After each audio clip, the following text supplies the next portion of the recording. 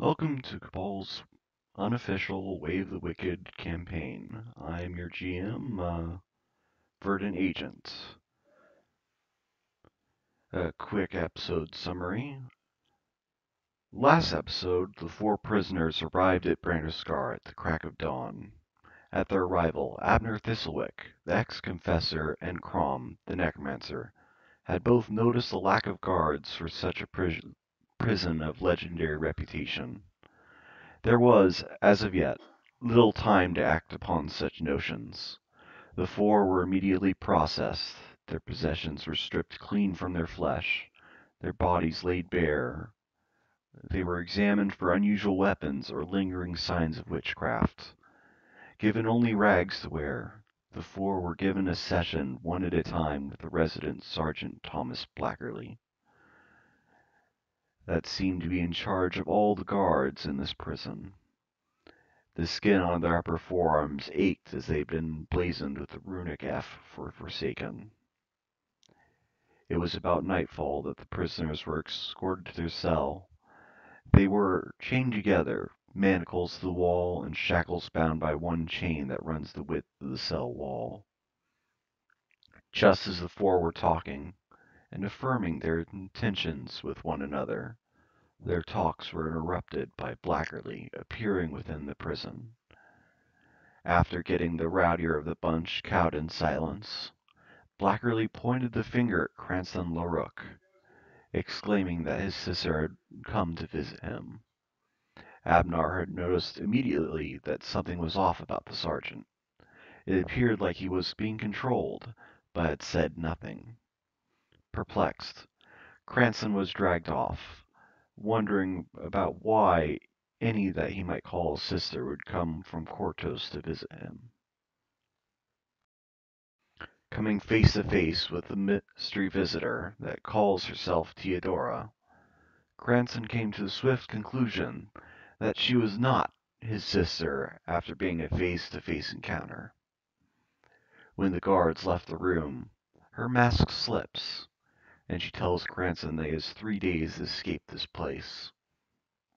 When he escapes, he is to meet with Theodora and her mysterious master within a manor upon the moor outside Branderscar.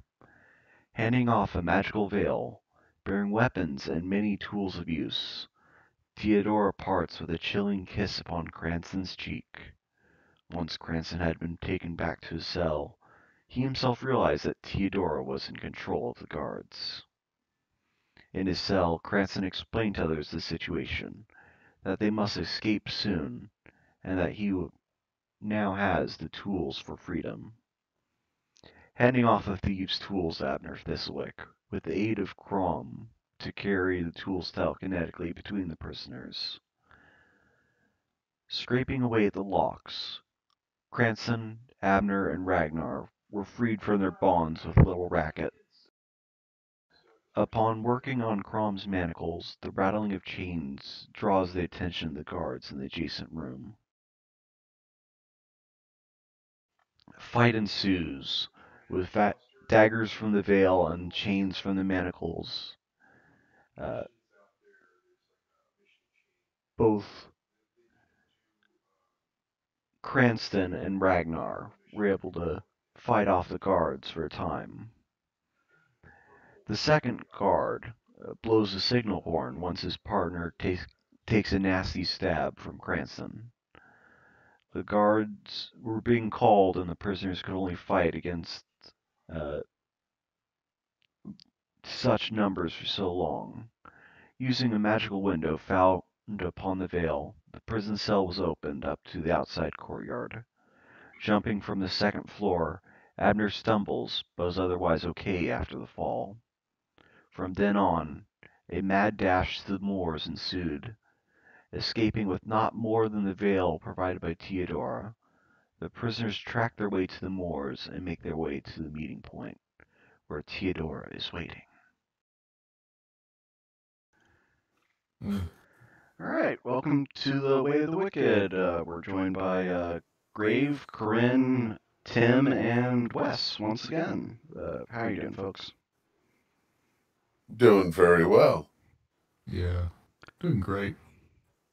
You like how I'm alive. You got through the swamps all nice and pretty,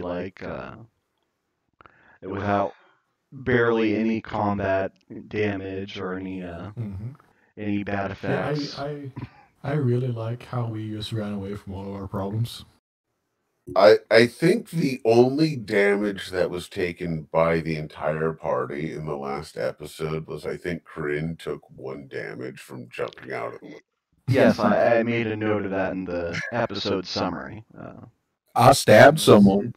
And I also made a note of that in the episode summary.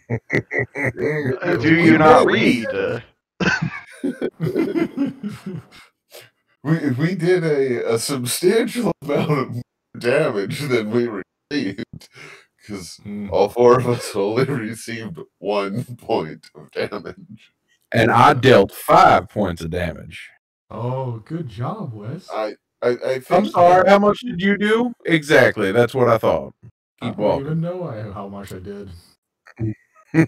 I scared the living shit out of one of the guards, at least. I believe it was 11 damage total dealt by me. And Willem the Wisp. Yeah, by you and someone else, i.e., completely by someone else. I get it. That's how that goes. To be fair, Wes did the most damage total. Yeah, that's what I thought. I'm just saying a lot of coke. Willem is a part of me. In 1 round, might I add. Yes, no, by far the most damage done in a single round. Me sneaking a blade between someone's armor while they're focusing on someone else. Yeah, you goddamn sneak. I know, it's almost like a bot or something, or a rogue. Yeah. All right. So, what is happening now? What do we see? After escaping, the players are not yet safe. You have now crossed the moors on the Old Moor Road to find the manor house. The moors are not far from the nearby town of Veriston. Yes, you did hear my singing. Great. Sorry. Let's see. A lonely lantern burns in the upper story of the manor that you come across. The place shows little other sign of habitation from the outside. Old but well appointed, the house is large, imposing, and alone upon a hill, painted a dark green and surrounded by a barbed wrought iron fencing. Nothing about this place seems inviting or as a sanctuary. Approaching the house, going through the centralmost gate that they can see that is inviting enough for you to enter upon. Passing through, you feel like you've entered into water, but none of your clothes or your face or hands or nothing gets wet. Skin is the word I was looking for. Thank you. Approaching the door, you knock and it opens slowly and creepily. Standing there before you is the familiar face of the beauteous Theodora. It's my sister. Hello. Yes, your sister, not sister. Good evening. It was in that Cranston realized that this was not his sister. Yeah. Oh my god. Not the sharpest tool in the shed. No, it wasn't. She is standing there with crossed arms, and she said, "Oh, that was quick." I had it. You know me, dear sister. Quick or nothing. I feel like there's an Alabama yoke in here somewhere. Leave it to the Southern man to imply it. God. I hadn't left the prison for 30 minutes, and you've already appeared on the doorstep. I don't know what. I don't know whether to congratulate you on your skills or congratulate you on your luck. Oh, believe me, my dear, it was 100% skills. You told us to accomplish a task, and that task was accomplished. That is the Cranston seal of approval. And that would earn you passing marks. You have left your prison, the place of your vengeance, with not but the tools I've offered you, I see. Well, save for that torch there from your pale, ghastly friend over there. She points to Crom with a rather dainty maneuver with her hands. She then looks back at you wanted input? Oh, I was just going to say we were given a way to leave a precarious situation and have done so with much haste. But I think there's more to be gained depending on what happens and what we need, or if there was another objective you were hoping. Truly I have given you passing marks, if that is what satisfies you, of course. However, there is a great much more to gain. I'm certain there is quite a few caches the guards might have hidden within their little fortress of theirs. Real fast. As soon as she mentions satisfaction, I'm gonna roll diplomacy and say, my dear, satisfaction is one of my specialties. Oh God. He is the typical bard. He is the simp. Quite. And I kind of raise my eyebrows at it, like, yeah.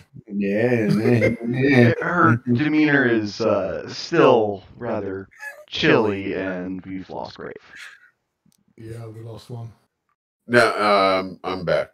It was just dropping out a roll 20. All right. Her demeanor is still chilly. Her gaze is still unwelcoming. That's all right. I like it when they play hard to get. Oh my! You're never gonna wash the cheek that she kissed ever again, are you? Oh no!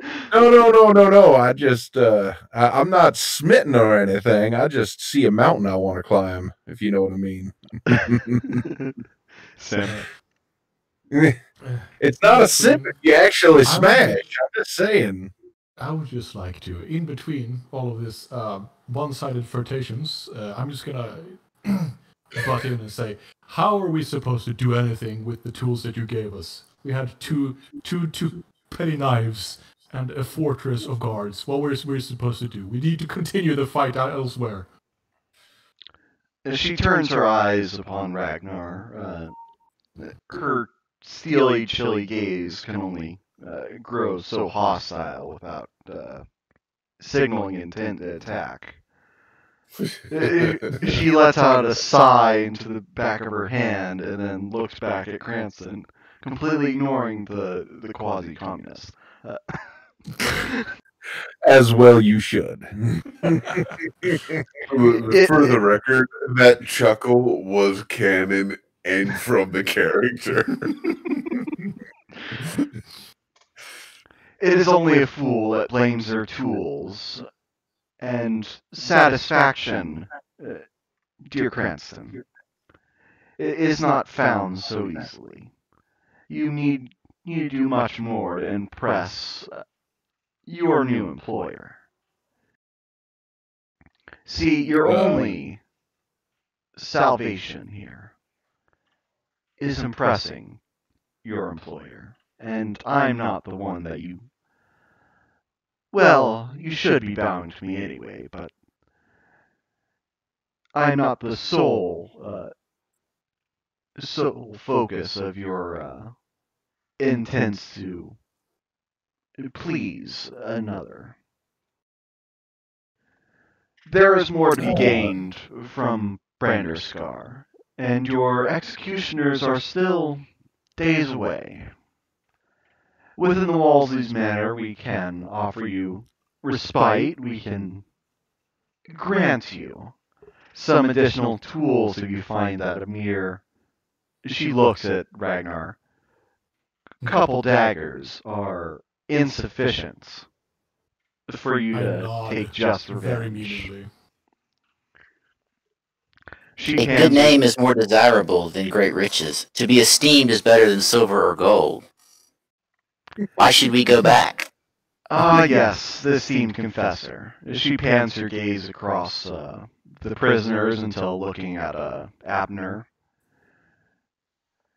You see, from what I've heard, you're no fan of the corruption of Mitra. And within those walls of the fortress, you've no doubt seen that none of these persons operate like Mitrians should. I'm certain if you go back, you can find plenty of evidence that... who was that again? The Thomas person.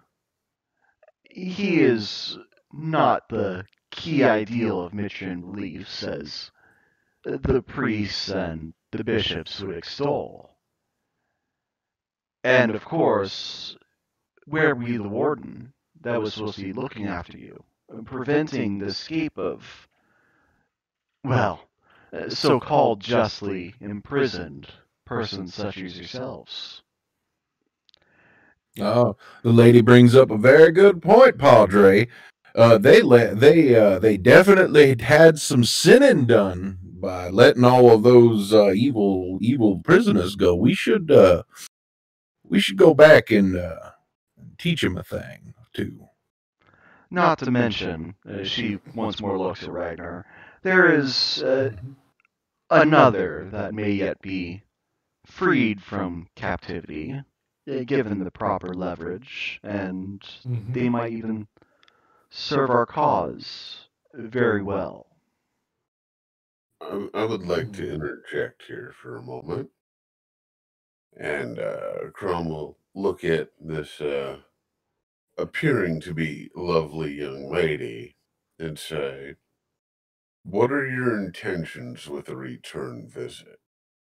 Should it be that the former fortress and now prison is cleansed, or that subterfuge would be the best option?"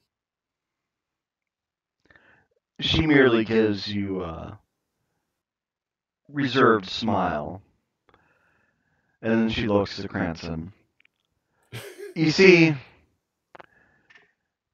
it matters not what way you return to Branderscar if you slaughter all the guards one by one and toss their bodies over into the briny depths from which the shore may lead. But what I want is to see results.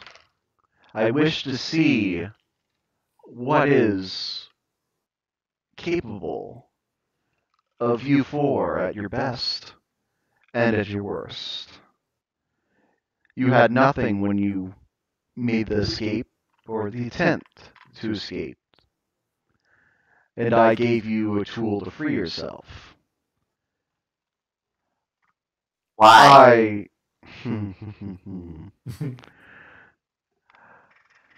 Why, dear confessor, did you not think that you'd be delivered from your prison for your innocence in cleansing Mitra of its corruption? Did you not seek God to reach out its hand and bring salvation to you and damnation upon all those that sully the name of your God. Quick question. Go. Cranston had the veil, correct? Correct. Yes. Does Cranston still have the veil, and did we ever see it, or did he just pull stuff out of it and hand it to us? I have made a point to only pull stuff out and hand it to you. He pulled out the tools and handed it to you. He pulled out the window and used it, and he pulled out the daggers and handed it over. But we haven't seen it, correct? So we Only don't Cranston's know. seen it. You haven't seen the Asmodeus symbol yet, no. Okay, that's what I needed to know. Yeah, if y'all, because like technically, if y'all wanted, I could have rolled some like sleight of hand or something like that. But It's a bit too retconning. I mean, we didn't ask about it in the initial episode. There was a lot of excitement. They didn't. Yeah. They probably were more focused on the guards. I made sure to physically say that I hand you the I do the peeling and I hand you. Though I'm pretty sure they're certain that you weren't just pulling things out of your ass, that you were handed something. I would say we know there's something that was used and probably delivered by this lady. But Yeah, that much is inferent, you know, but what did it pull from? You know, Cranston went and got something from her. What it was, we don't know, but he used it to pull items out. That was what I was getting at, or if we saw at any point what it was. No, I never went out of my way to show it to you guys. Yeah, I would say with the excitement there, it's probably reasonable that we know he has something he's pulling items out of, but not specifically what or how it works. If everybody's okay with that. It could be a butt box. We don't know.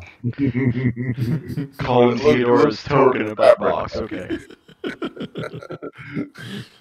Well, I mean, it can fit a surprising number of objects in there that still come right back out. When something gets stuck, it'll actually be a butt box. I guess we'll need to ask Doctor if someone's put a window up their ass before. I'm pretty sure there's somebody who's made a window in their ass.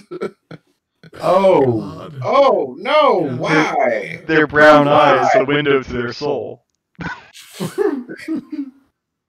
Anyway, further questions. Right. When the red part pokes out, the turkey's done. Okay, All right. okay, yeah. All right. Yes, Grin? Alright. The sins of the prisoner of the gaolers aside, even should they be revealed, to what end would it come other than to punish them and have the satisfaction thereof? None believed the confession of the cardinal when he confessed. Why should this matter any more? Simply destroying the wicked is in and of itself not a solution. Oh, damn. Yeah, I'm feeling the same here. Put another way, there's a greater reason that you want us to go back. Why do you want us to go back? Who do you work for? I'm trying to get her to talk, essentially, without coming out and straight asking her, all right, bitch, who's your boss? Ragnar is just gonna stand back and just look at you a little bit, be like, I understand like half of those words. Fucking Ragnar. Yeah. Yeah, hey, I'm with my intelligence of 8 here, okay? You can't use those fancy words here.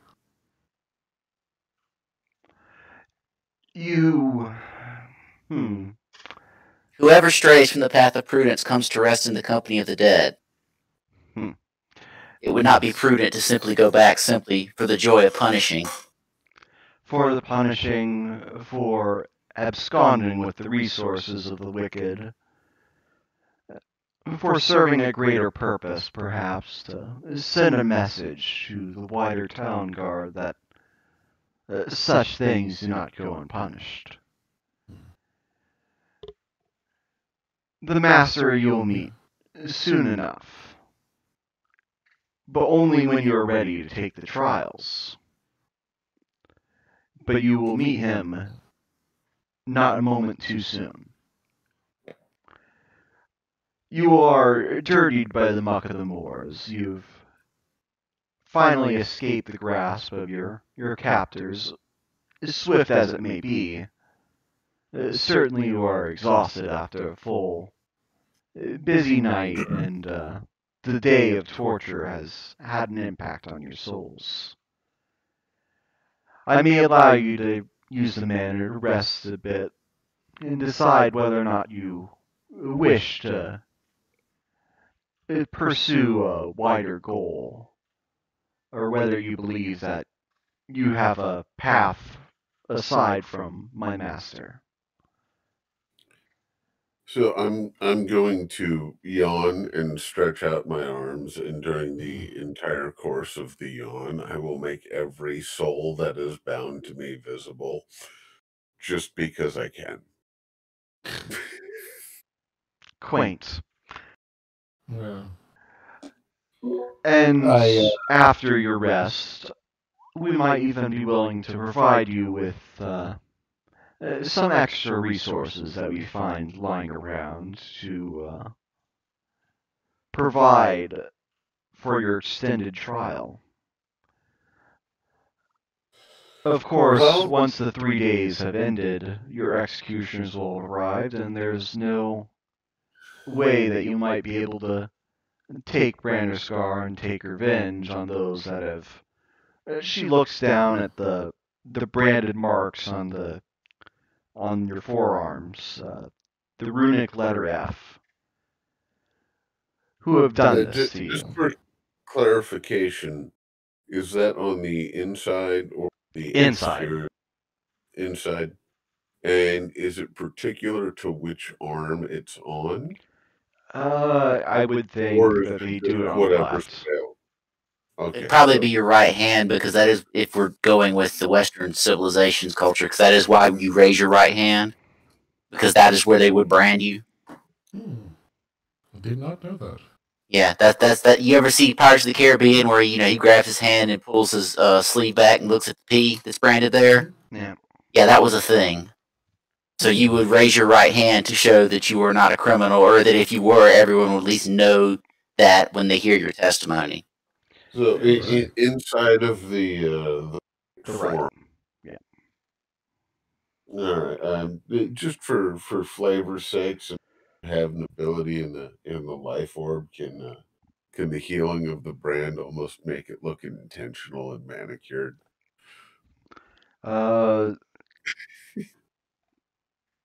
Maybe. But I mean, it's just The mark would. rough edges. Well, intentional or not, the mark would remain, and that's still no symbol to have in Talonguard, basically. Oh no, I'm not trying to remove it. It's just for a little bit of flavor, if I'm gonna, might as well make it look good.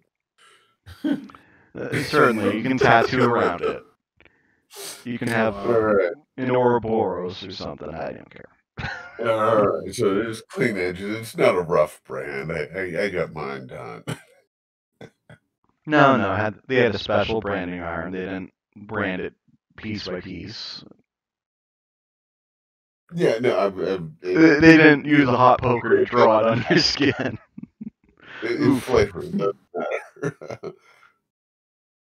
But so if everybody else is ready and willing, I know I can certainly use a rest. So shall we proceed inside and take stock of everything we have and what our next plans should be?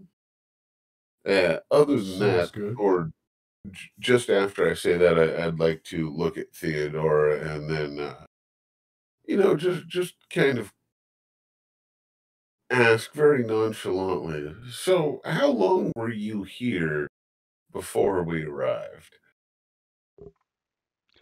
She gives you a slight smile, and she opens the door wide. Do get your rest, gentlemen. Yeah. Chuckle and shuffle right on in. I'm suspicious of this, but I join him too. There's every reason to be suspicious about it. Yeah.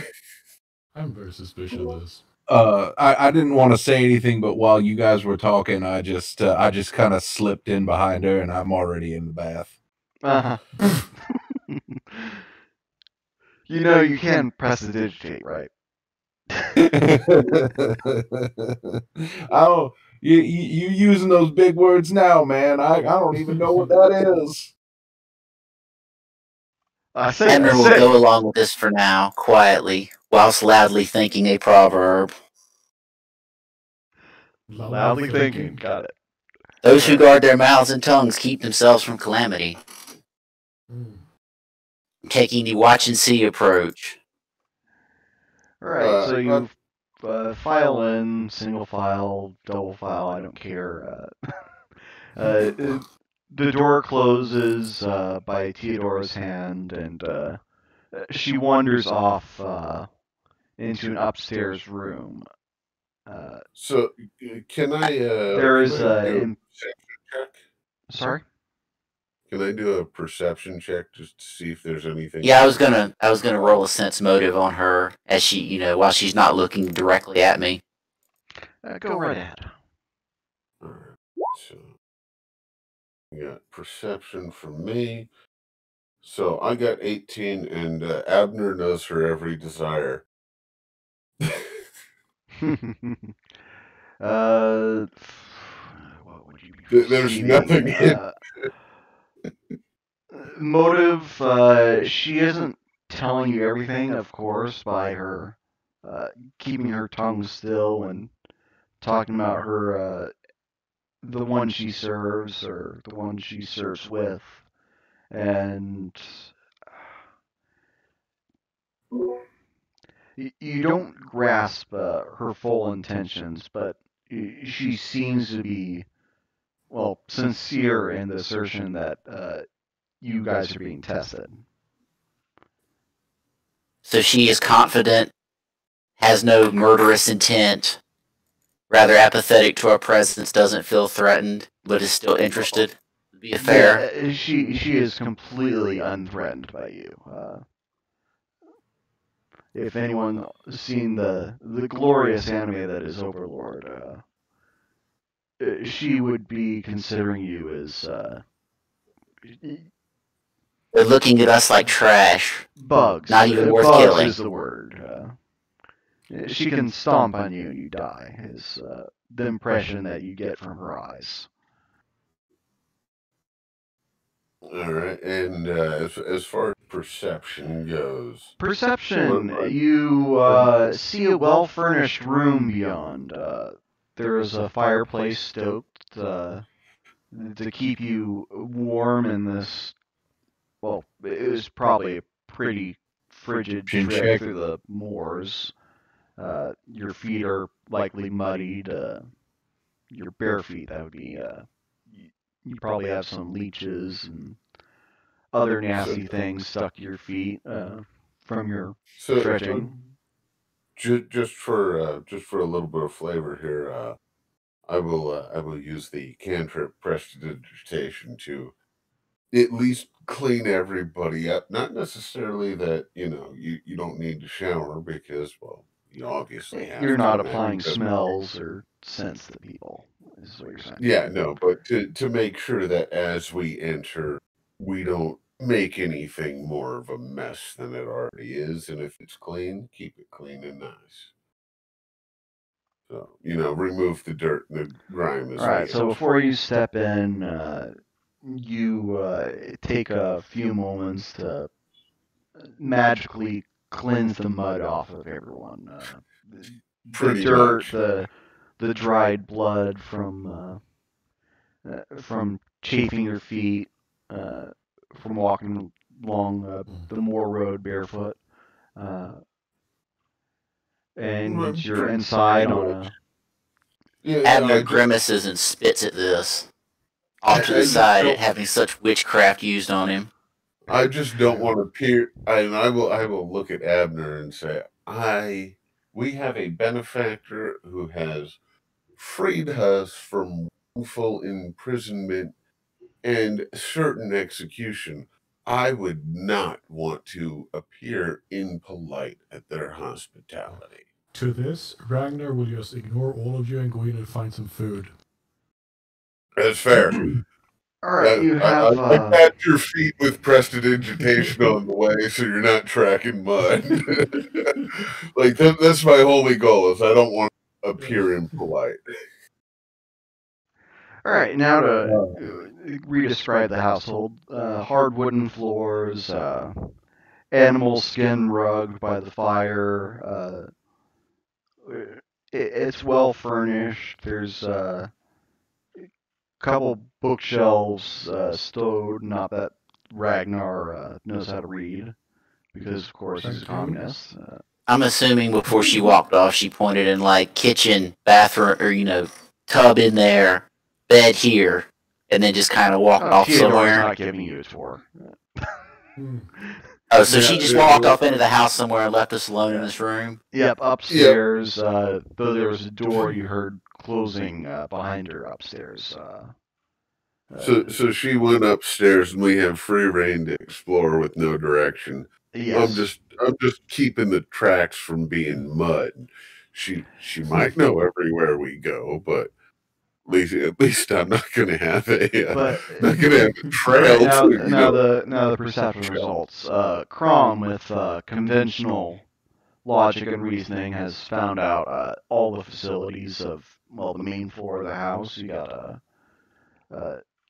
got the sitting room, which sitting room / lounge, which you're currently in. Off to the side, there are some halls that lead off into the kitchen. What looks like a servant's quarters. Not that there's any servants in sight as of yet. And you can find a bedroom, a guest bedroom where there's 4 beds set up. They're not the best looking of beds. They're obviously not for noble guests. They're more for travelers of the like. Question: did Cranston ever give us the clothes? I know we talked about that, but I don't remember if he actually did. Yes. No, you're buck naked still. The rags. Wearing the rags. But did he give us we would still be in rags? Yes. Yes. When my plan was to give it to you guys once we got inside. So you're gonna do that now? Yes. Basically, yes. Once we're done talking, I produce the thing. Now can I put on some damn clothes? Yeah. So can we roll perception to try to figure out where he's pulling it from? Let me just perception versus sleight of hand if you want. Did Wes just try to flirt with our lady friend while in rags and deep in mud? Yes. Wow. Alright, the balls of this dude. And Abner Thistlewick can see a glimpse of, more than a glimpse of Cranston's little token he earned from Theodora, the keepsake, the veil. Let's see, did you get nat 20? Close enough. You can see a couple points on a star located in the center of the veil. Everything else is covered up by his hand, but you're certain he's pulling little patches off the veil to turn into magical or into mundane items.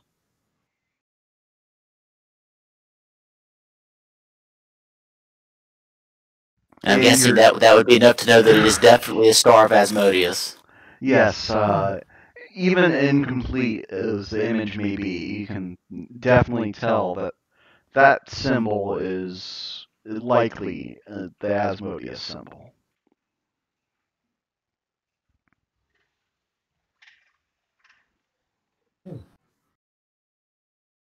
Is there any food in this place? Yes, Ragnar abscond with some bread that's in the kitchen. Nice. I go a eat loose assortment of non-field rations. Going to mutter that the righteous one takes note of the house of the wicked and brings the wicked to ruin, and then I'm going to go look for some bathing materials and boiling water to scrub this off of myself. The stink of consorting with evil. I'm just sitting there holding a sack of clothes, and I'm like, "Hey guys, since we're here, I've got clothes for everybody." You're gonna I hear will from the kid. use the cantrips as I am able to, spark and whatnot to make sure that whatever bath is going is not boiling, but it's a nice, warm, relaxing bath. All right. For everybody who so chooses, I mean, if you want to shower, well, I'll boil the water at the top before it comes down. But we've been in a prison for a while, so everybody should get a little bit. Oh, you've been in there for a day, but you've probably been in a prison wagon for a little bit longer than that.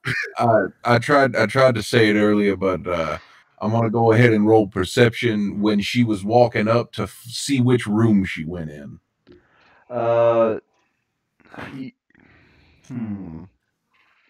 Just roll perception. Depending on the construction of the house, you could have heard her walk around, kind of upstairs, get a vague idea of where it's at. Yeah, if you want, I can roll engineering too. I was planning on rolling engineering to get a feel for the house. Sure, you can do that. It could definitely help me figure out what to make of the roll. Kristen, are you trying to hide your intentions or not? No. Walking around with a stiffy and a bunch of rags, got you. Okay. I'm also playing the part of an aloof ladies' man who always has the right thing to say. Is this Wes or Cranston? It's almost like my character is playing to an intentional stereotype. Metagame. Wink, wink, nod. Yes. If I notice Cranston, I'm not being subtle about it. Go not looking. I will use my the full extent of prestidigitation to make sure his hair is perfectly coiffed. The beard is groomed and in place.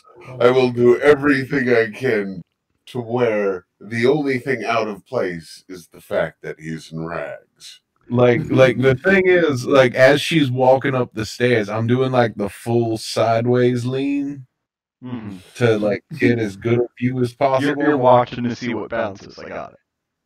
Yeah, exactly. Yeah, I don't.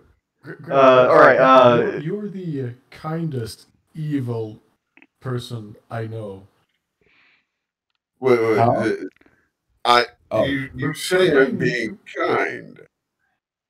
Well, oh. Who's the victim in this scenario if he's successful? It's not us. Anyhow, the result of your rolls indicates that from the perspective of the house, her footfalls have brought her to the window where you saw that lantern burning, the one that led you to the place.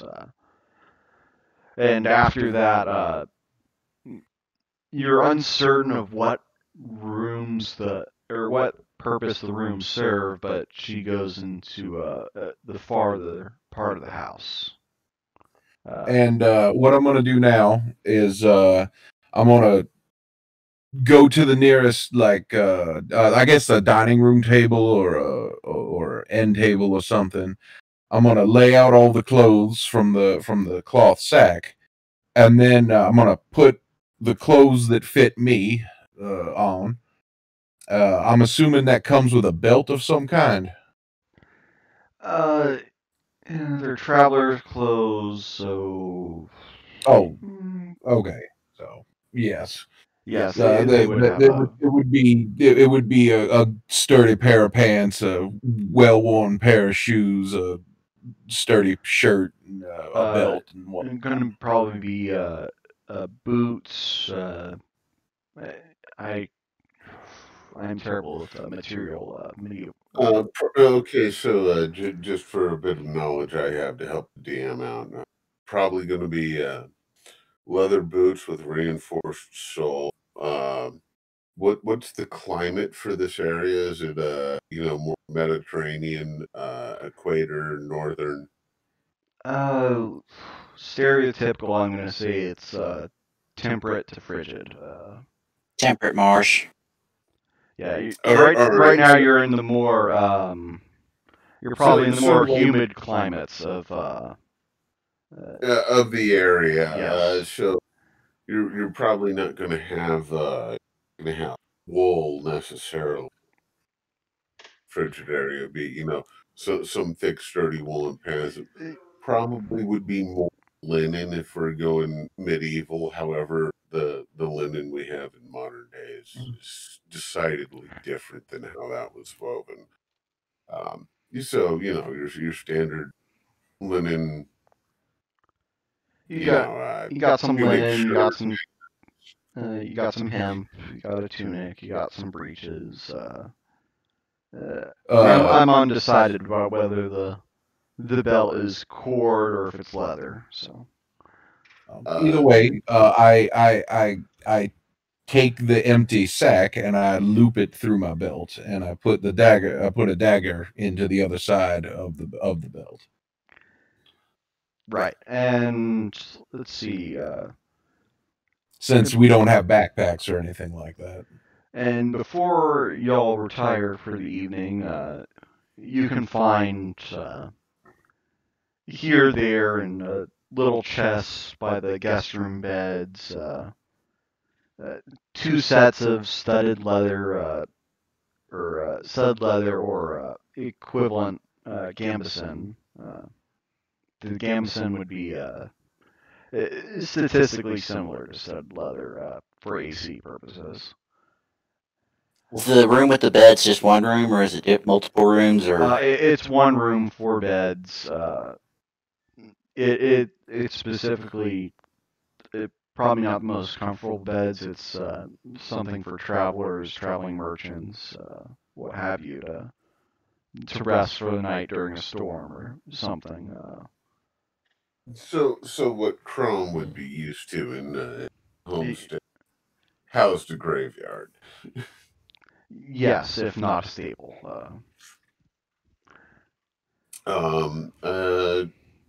Quick question, Abner. Did you make available the information because Chrome wasn't actually looking for it? That Asmodeus is the patron.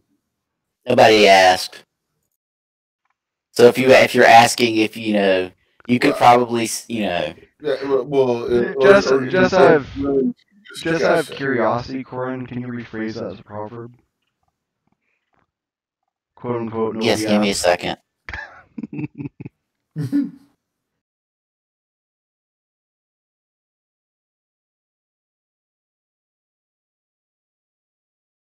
The one who gets wisdom loves life. The one who cherishes understanding will soon prosper.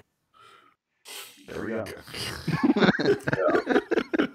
I would like to generally ask the party because I don't specifically know that Abner has figured out who the patron is. You could also ask Cranston, because he seems pretty high on the details. Yeah, he got the veils. What's up with this deal? What's this bitch's issue? So I would like to ask anybody if they have an idea of who our patron is and what they want. And is anybody willing to tell me who they think it is? I'm gonna make a cryptic remark about the patron of the wicked always should be obvious. Basically insinuating that you're all a bunch of filthy crooks that deserve to be in prison. That remark goes way over my head. Well, So you're for stuffing your that- face in the kitchen. You have nothing to say. Exactly. So for that, Can I roll religion to determine and knowledge religion? Well, if you can roll knowledge religion, but the thing is that since Abner's a Mitrian, any number of gods can be the wicked. It could be like it could be Nethys that Abner is talking about being the wicked because it's magic and witchcraft or something. Yeah, because they're a true, monotheistic, fuck you, all other gods are pagan idols religion. Unfortunately, my family serves Pharasma.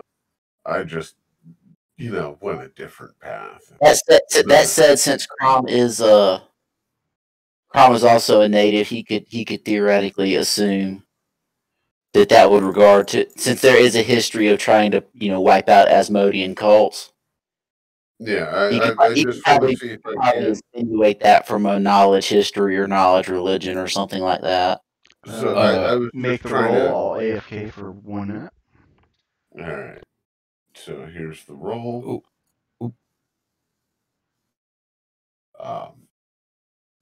So what was that? Yeah, 10 and 10. So it's natural 10, but 20 total.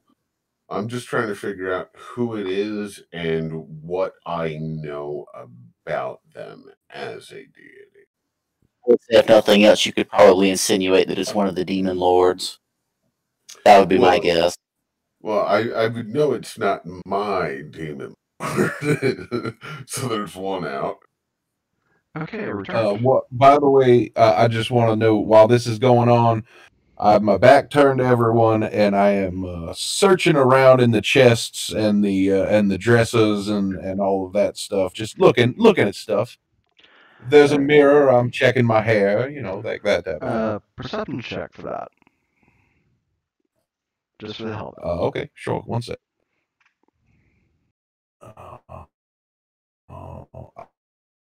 Oh, Dope. God damn it. But in any case, unless someone's going to stop and interrogate Abner, he's just going to kind of snatch the clothes, storm off in a huff, and wash himself. Well, I didn't want to interrogate Abner. Else. I wanted, if I figured out who you were referring to, yeah, basically have a perception. You said that'd be it, and you've rolled 6, or your result 6. You're looking. There's poor fruit outside of the. This is a drawer.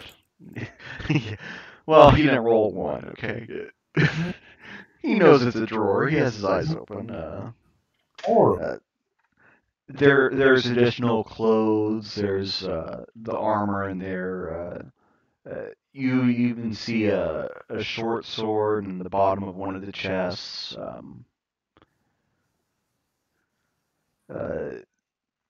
And a shield off the wall that can be used as a light wooden shield. Yeah. But it's clearly decorative on purpose. But you don't find any small change or anything like that.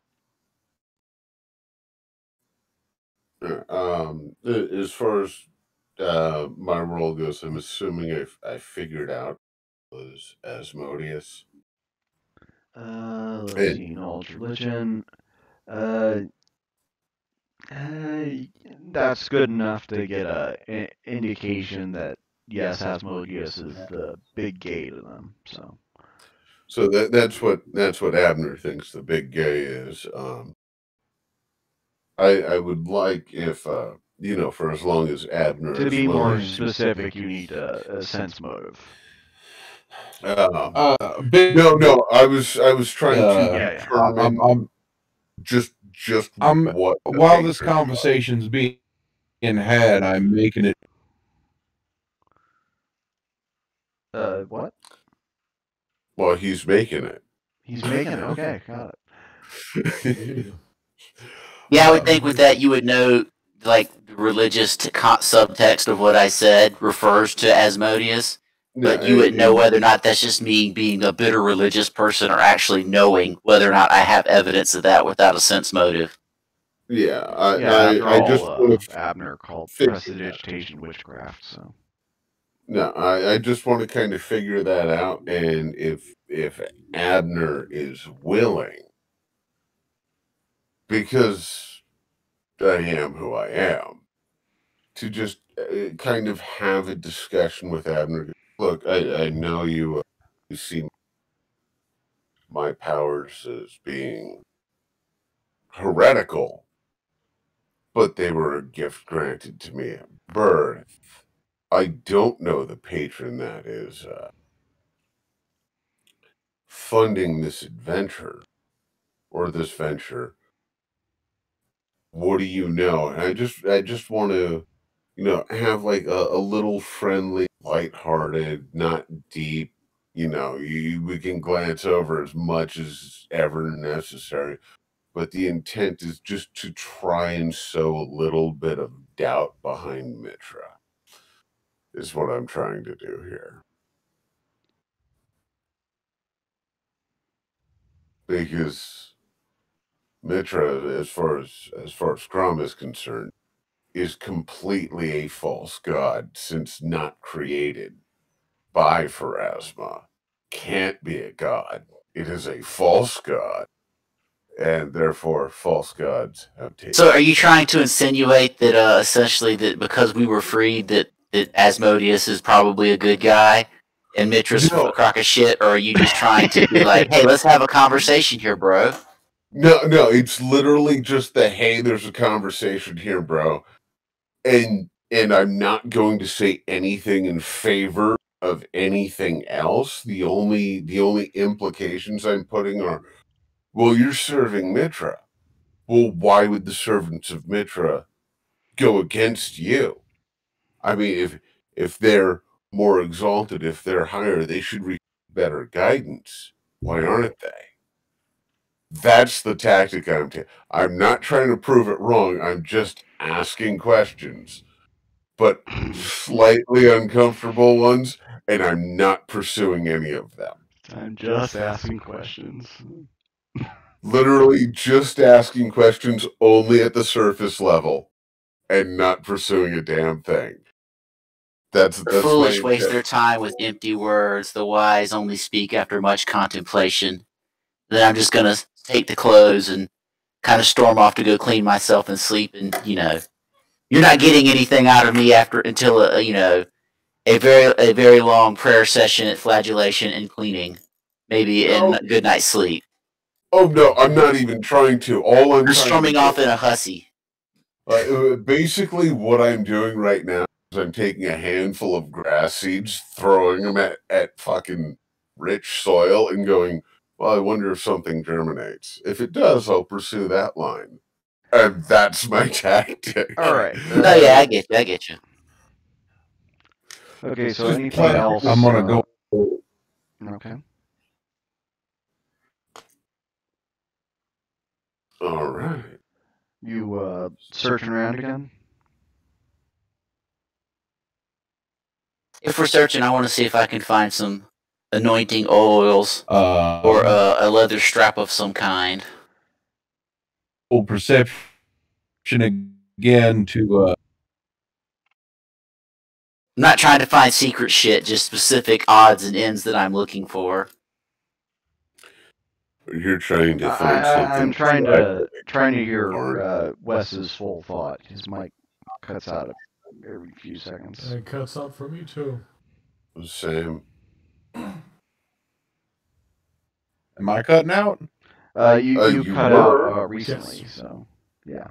Oh, yeah, that might be a problem. Give me 1 second. I can hear you fully right now. Could you ask go for it right now, like swiftly? Oh no, I was just while that conversation was going on, I that perception was to see if I could figure out why my hair looks so good, despite the fact that I was just and running through a swamp. Unless he asks, I will say nary a word. Okay.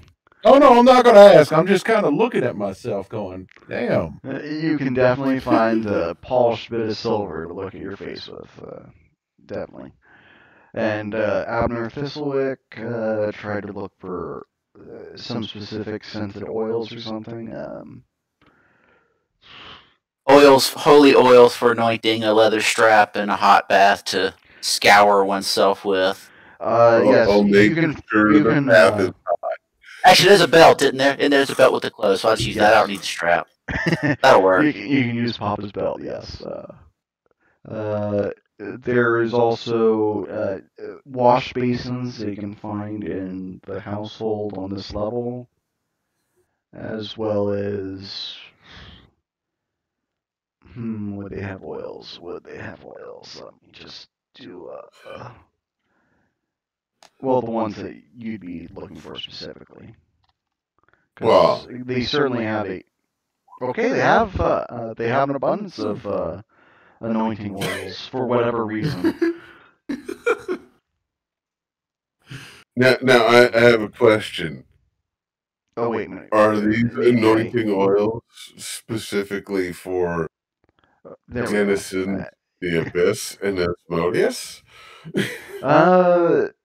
They're definitely not Mitrian oils. And does I would think it would be. It would just be oils in general. It would just be Yeah, the combinations that Well, I mean, they're not other, not specifically. It'd be like desecrated holy water is what you find. I should be able to make holy water. Desecrated. I'm looking for you myrrh and frankincense and. Yes, you can definitely find stuff like that to bathe your senses with. All right, I think that's anything else have other things they want to do in the house. Any other actions before you find ways to sleep? Any other character interactions or anything? I'm gonna see if I can also find the armor and stuff. Okay. Does anyone want to point out in character where the armor / stuff is? Does he ask? Does he ask? I guess I'm just wandering around eating. Okay, perception seeing check what I then. can find. I will, or after him, if he doesn't notice, I'll do a perception check to see if I notice him wandering around looking. Do I notice him noticing? Just both you roll perception. Where is perception? There it is. Oh. And I got a 14. And Crom got a 24. He can definitely point out where things are when asked. All I'm going to say is you're looking for something, and if you are, I will just point you to where it's at. If you go into the guest room where everyone else was, you see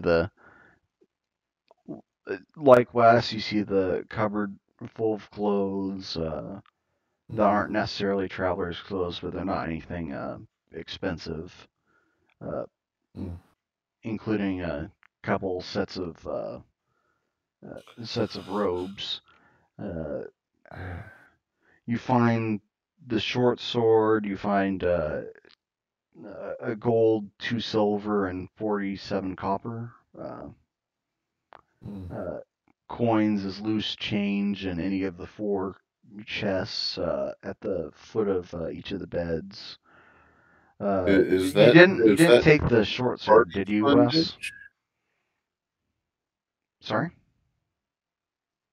Go ahead, Wes. I was wondering about. No, I haven't taken anything. I've just I was gonna say I was taking things out and setting them on the table next to the clothes as I found them. Okay. So we're not even looking. Wes just put them all on the table. Well, he got a 6 in perception, so he just took out what he could find. I think between me and Ragnar, we're gonna just lay out the law. I'm interpreting it as he was pulling out what he thought looked important, and you went to join the search, and then Crom went to join the search because you're both ransacking the place. Yeah, sounds about right. There's the suit of Gambson and the studded leather armor that was found. There is also a long sword that was just stowed away underneath the table where Cranston was laying out all the objects in a mismatched fashion. You even found a whip, it looks like. It was probably used by a stagecoach at one point. But Okay. it could perfectly be functional for well, any of a whip's normal purposes. All right. Do we want to just take the time here to split off? If you can post a list of all the equipment and just say Yeah, who's let grabbing me make a handout for this. Let's see. Yeah, Yeah. handout. Because we just had our one listener saying that we should get on with it. Yes, get on with it, is what I would also be saying. Yeah. Just toss that out there, and then we can debate amongst ourselves who's doing on grabbing what. In the meantime, since we have a decision to make on do we retake the prison or do we call it as it is? Uh, well, well, uh, Verd is is putting together our fucking loot. Um, Uh, I would say that I would like to address everybody and enumerate that I am of a like mind to retake the prison Yeah. and see what it holds. Two, give those who are willing to falsely imprison just a taste of what they would inflict upon others. And that's kind of the gist of what I want. Yeah. Well, I concur. I agree. You mean With this. unjustly in prison? From your view, not falsely, since technically everyone in there actually did do something? Well, no, I'm saying the reason I am saying falsely is because you are a follower of Mitra, so I'm going to play the ruse that they were wrong at imprisoning us in the first place. Okay. I mean, I- after all, I- I was following the laws. It just and I the never laws. said why I was in prison. For the That's record. true. I don't think I did either. Oh. Explicitly stating why I was imprisoned. No, but it would be obvious since you're using your witchcraft, and at least to Abner, he'd be like, "Oh, okay, that's a witch," Yeah, well, I mean, Abner can do that. I'm just and he would saying, probably know who. Just there might be a level of infamy with Ragnar since you tried to lead a revolt. Yeah, kind of.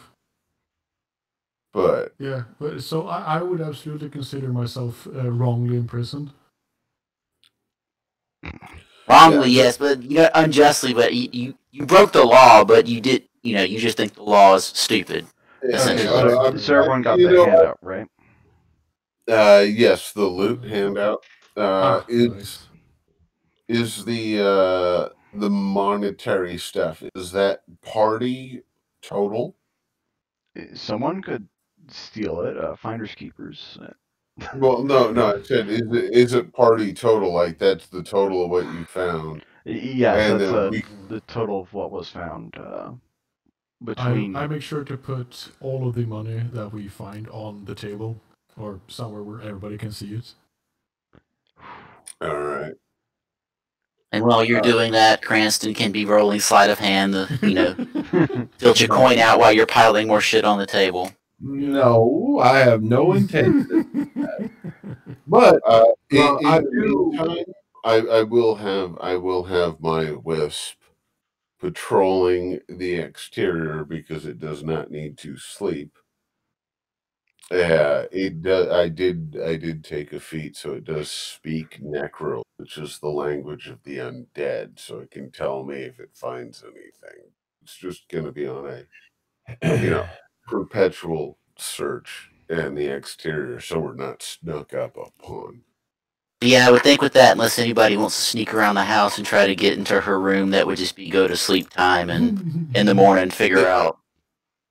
I'm just throwing it out there as there's a guard running around that can wake me up if something happens. I do make a point to well, we can do this all in the morning. Like That's what I was saying, yeah, because that's Abner's whole thing is I'm going to go clean and beat Interjecting, I myself. make my point.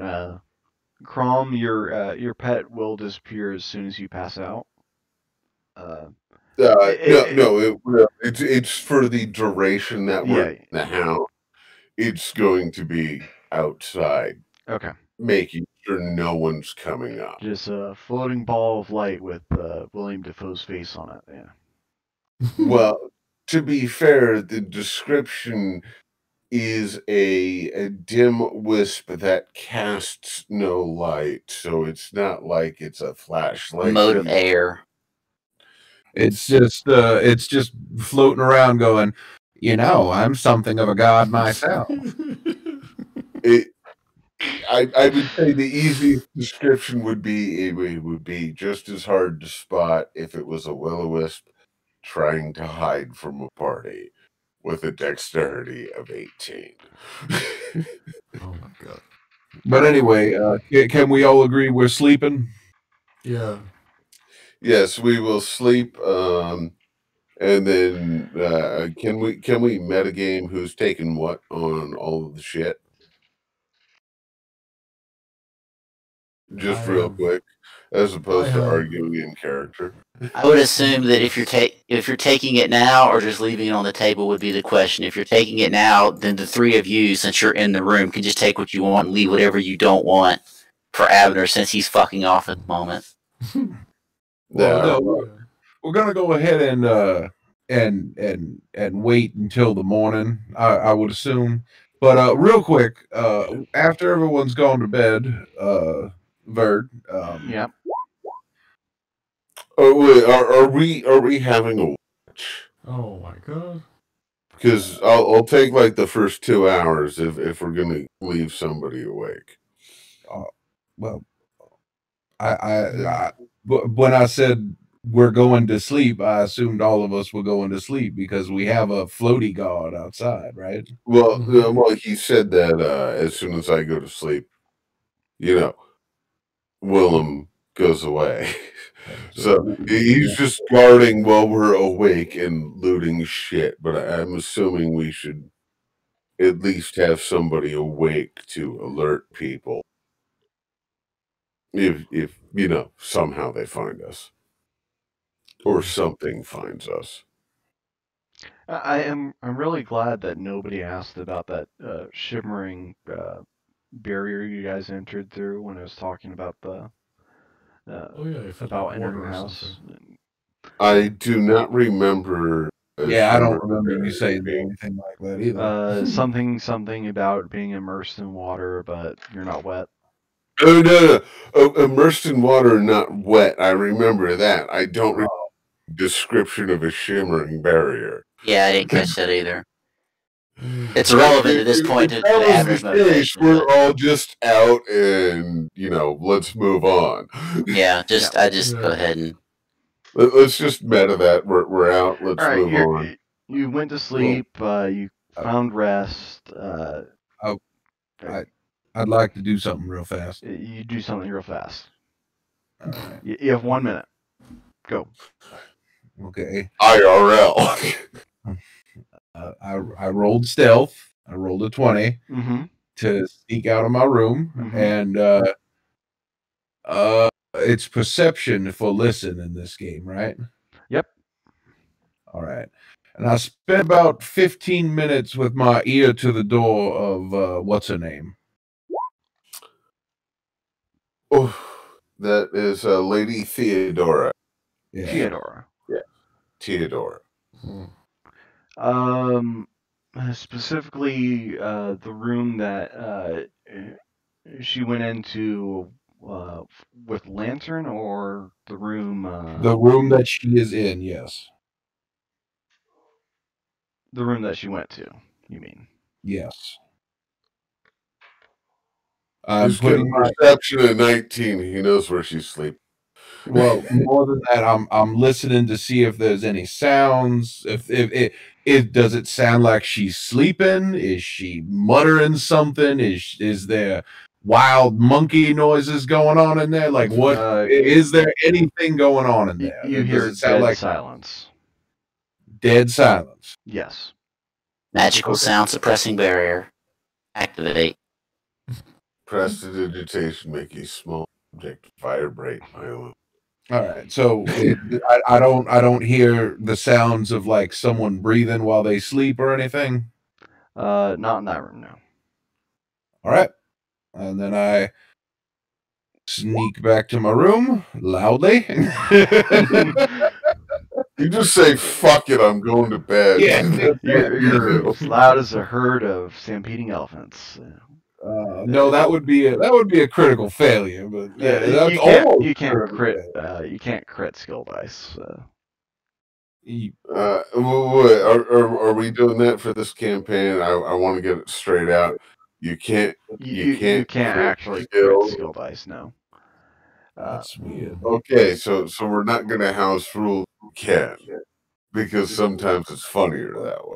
All right. Well, either way, I will describe natural 20s in a way that would be silly, like whether it's a super whether it's the nat 20 or if it's a nat 1. I will describe it in a way that it makes it humorous. Okay, we're just gonna heat the. But we're gonna it keep doesn't hard make cap on.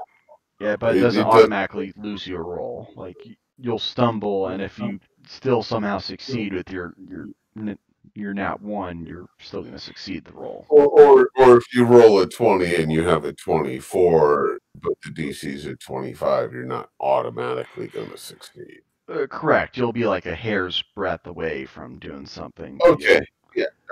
Like if you're jumping, you try to grab a ledge, you get 24, and you're supposed to get 25. Your finger just barely lances the edge before you fall to your doom or something.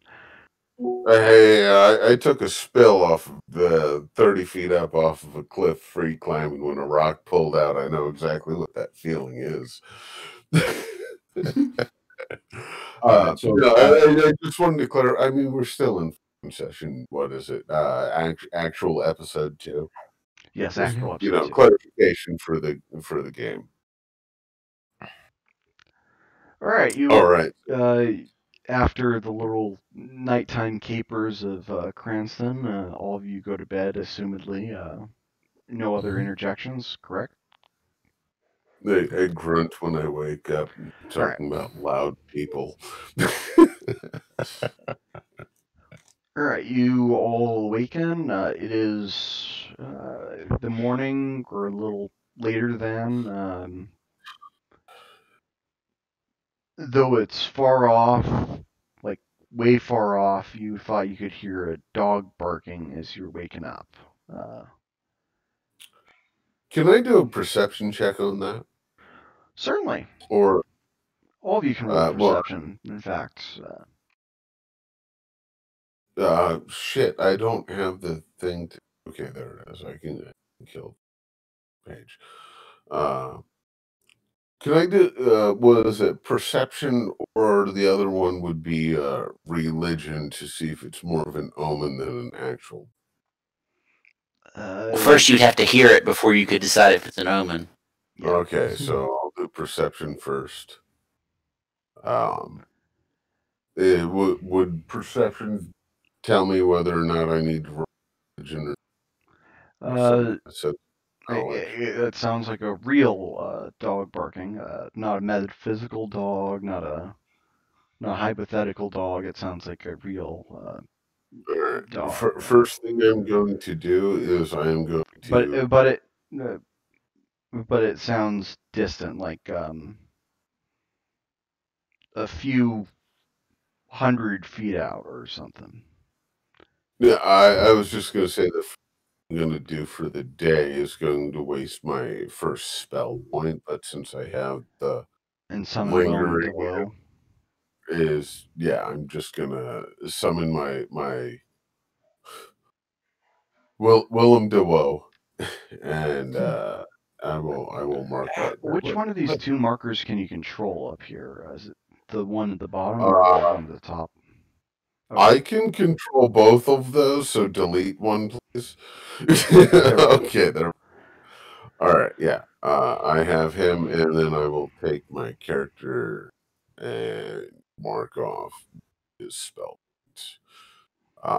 But yeah, no.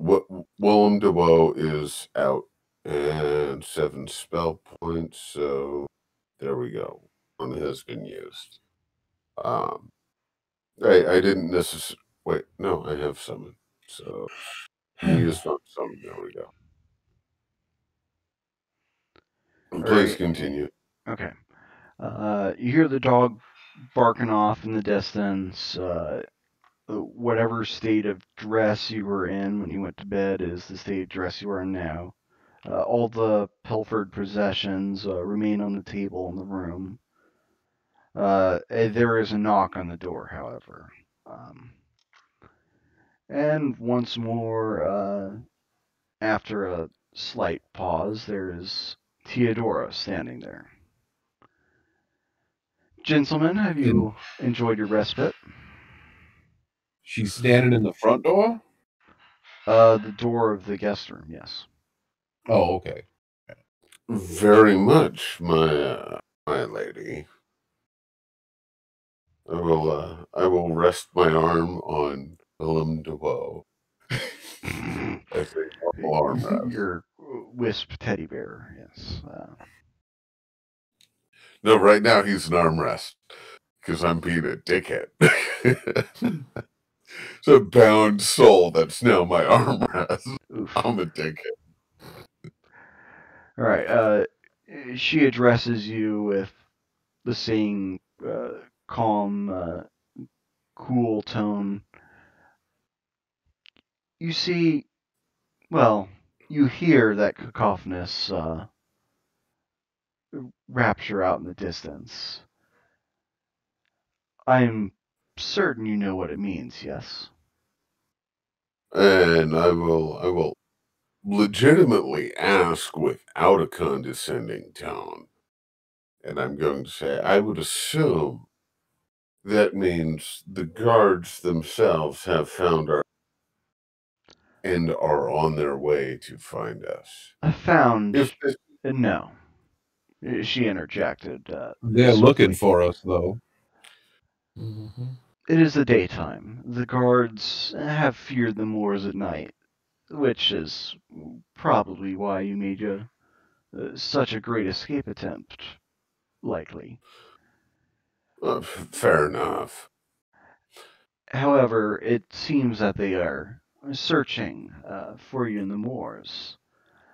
I know not how many they sent from the prison, but there is certainly enough that would be able to find you. A dog apiece, per party, perhaps. I would like to ask her exactly this way. Young lady, you've obviously been here for some time. When, for the day or so I spent in Branderscar, they seemed heavily understaffed. Is that the normal case for this location? Or did we just hit an opportune moment? It would Because be. there are things in Branderscar which we should probably find. But I need to know. I'm not Do we exactly a try and local here. She well, responds, basically, do we try and bleed them in the moors throughout the day and during the night, cutting off reinforcements? I'm going to interject and say that's something you need to figure out as a party. Well, And now, well, going. that's the gist of my question. I can roll for it, and I'm probably going to get a vague answer, but at least it'll give us a direction. Well, I can answer the question if you want to. Yeah, no, that's up to your discretion. All right. Always. She speaks a little bit softly. You see, I'm not local of this place, as you can likely know by my features. I, however, do believe that Branderscar is a recent affair. I do not know why the guard is so low. Perhaps that's something that you might investigate yourselves. If I kind of raise my hand a little bit, I go, my lady, if I may say something, if you don't mind.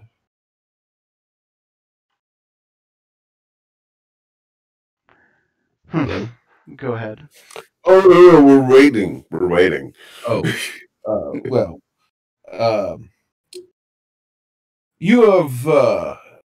I am not from here either, and I don't know this talk about prisons and empires and whatnot. I'm not familiar with this area, and I'm just a humble thief. quite frankly, I don't care. What I do care about is you and your benefactor has hired me to do a job, hired all of us to do a job. And upon that, and when explaining that job, you said you wanted a variety of results. Well, I may not be good at knowing what's going on around here. I may not be good at figuring out large scale tactics, but I am good at winning a fight when the odds are against me. And the way I figure it is we can very easily do that by taking these people out one by one, non lethally if we can, lethally if we have to. You give me 5-10 minutes with them, let me interrogate them, and once that's done, we deal with them however you prefer. We either keep them alive or let them die. And then at night, once we've taken out all of the search parties, we head in and we take the castle and we go ahead and we ask that man who was so very nice to us. What was his name?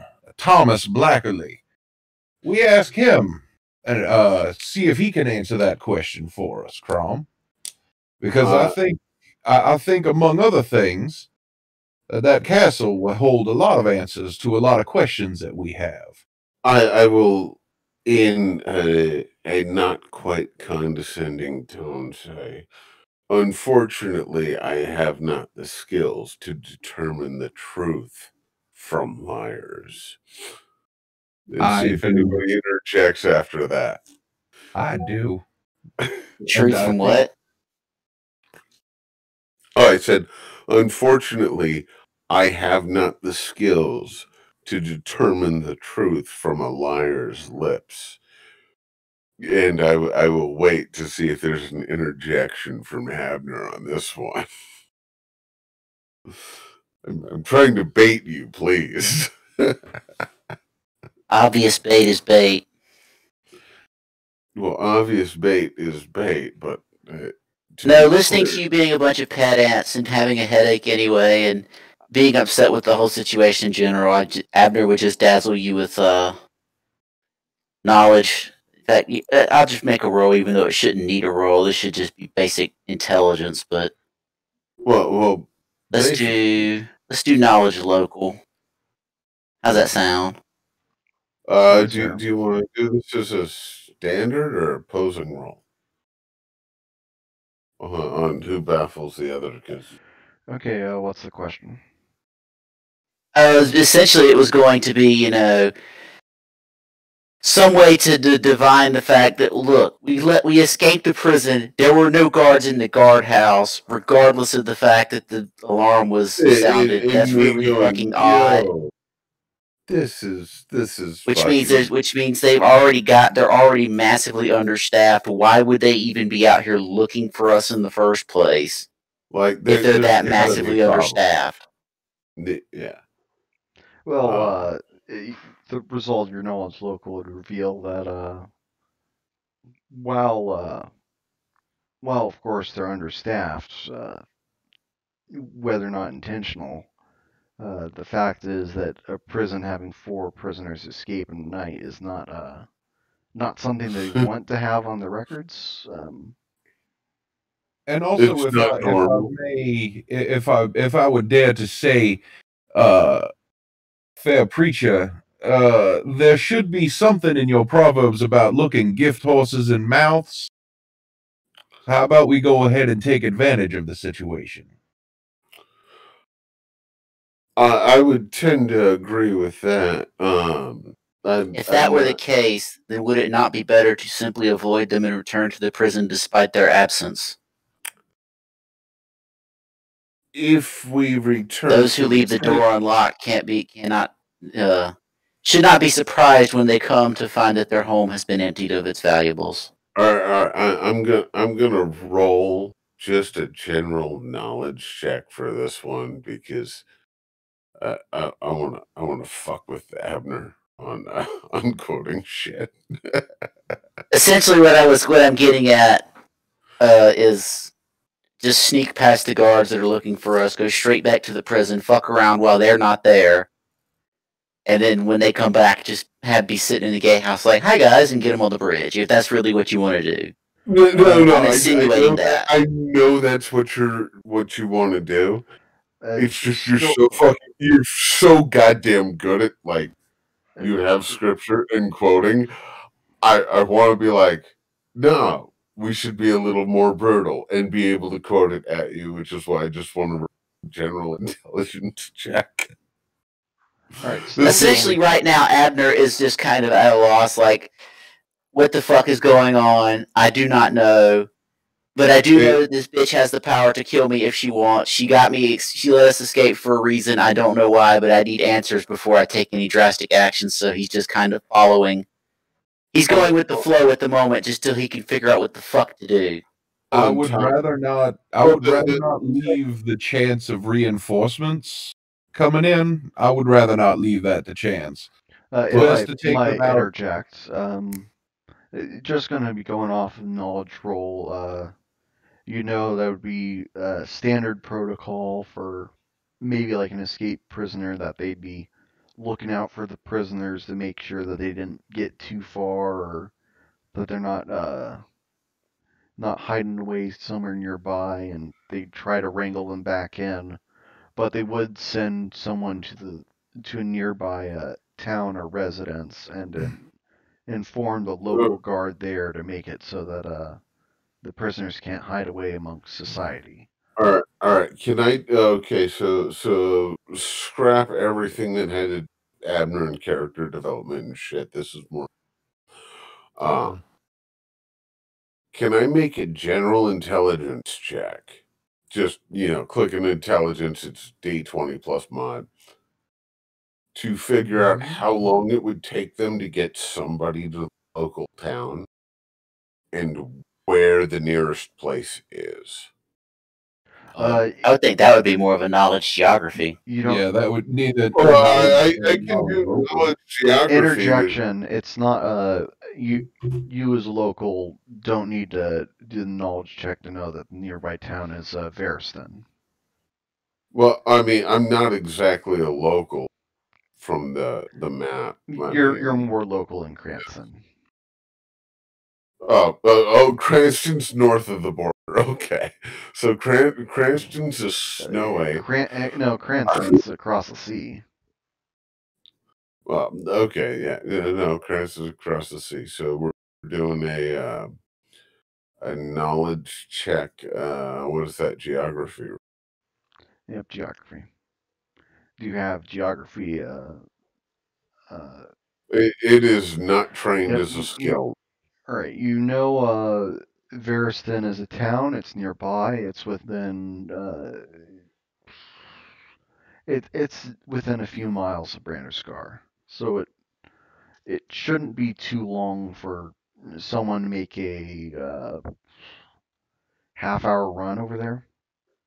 My basic the gist of this is if they sent somebody to go to the local town, And do we have an knowing that option? you escaped, they probably already sent the guard on the Yeah, road. Yeah, they've already been the check notified. was to know if we have an opportunity to intercept their messenger. No, that would have already happened while we were asleep. You would know that if since it's only a couple of miles, that's not that far to run. So they would have found out while we were sleeping. Crom knew that. I didn't know it, so I rolled for it. But Crom knew it was a futile roll. Yeah. No, that was it. It was just, can we delay any reinforcements? Can we delay any issue from this? If we can't delay it,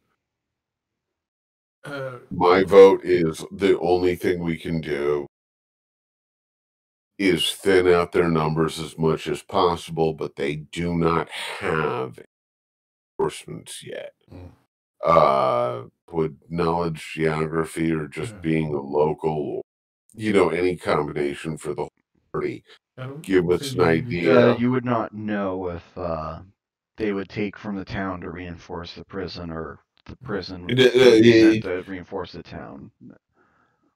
I wouldn't think they would do that anyway. Give us an idea on how long it take to get proper reinforcements, not conscription town members, 3 days. Actual just saying 3 days.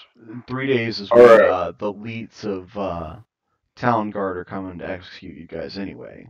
Yeah. So they're sending armed forces regardless. Yeah, so any reinforcements would be conscripts from the town if they chose to give them. Other than that, the only question is, do we take the prison? Yes. Or do we leave it? I will interject and say we should take this opportunity to use the tools given to us to strike a blow against the oppressors and release all the unjustly jailed people in Branderscar. I will make the 8 souls bound to me nod slightly in agreement, temporarily visible. All right. Yeah, this strong vote for yes, we go now. Do we have any objection to rooting out the corruption and sin of this former fortress that used to defend, and I forget the name of the island / large island continent piece we're on. Talingard. Talingard? Yeah. Oh, sorry, I got a Swedish accent for a second. No, you make it sound much more interesting than me going, oh, really? Talingard. You speak as if we have a choice in this matter. A random woman appears in the middle of the night to gain audience with prisoners in a prison that only executes people largely. Somehow ensorcels the sergeant at arms, sneaks in a myriad of magical items, tainted by demons. We escape. She meets us and then sends us back in there, and essentially looks down our nose at us the entire time. It's no, from we don't have the illusion. You're being offered the illusion of choice. This is a test. What the test is for, who knows? But Abner, the only question that you need to answer is it really a choice by the gods? By the Or way, is this your patron all along? while this Corruption. DM, I'd like to make a Yes. note while this is going on. I have after I got done talking, I walked over to the table and picked up the black backpack, put in the torches and the rope, and I grabbed the whip too, and I kind of tested it a little bit.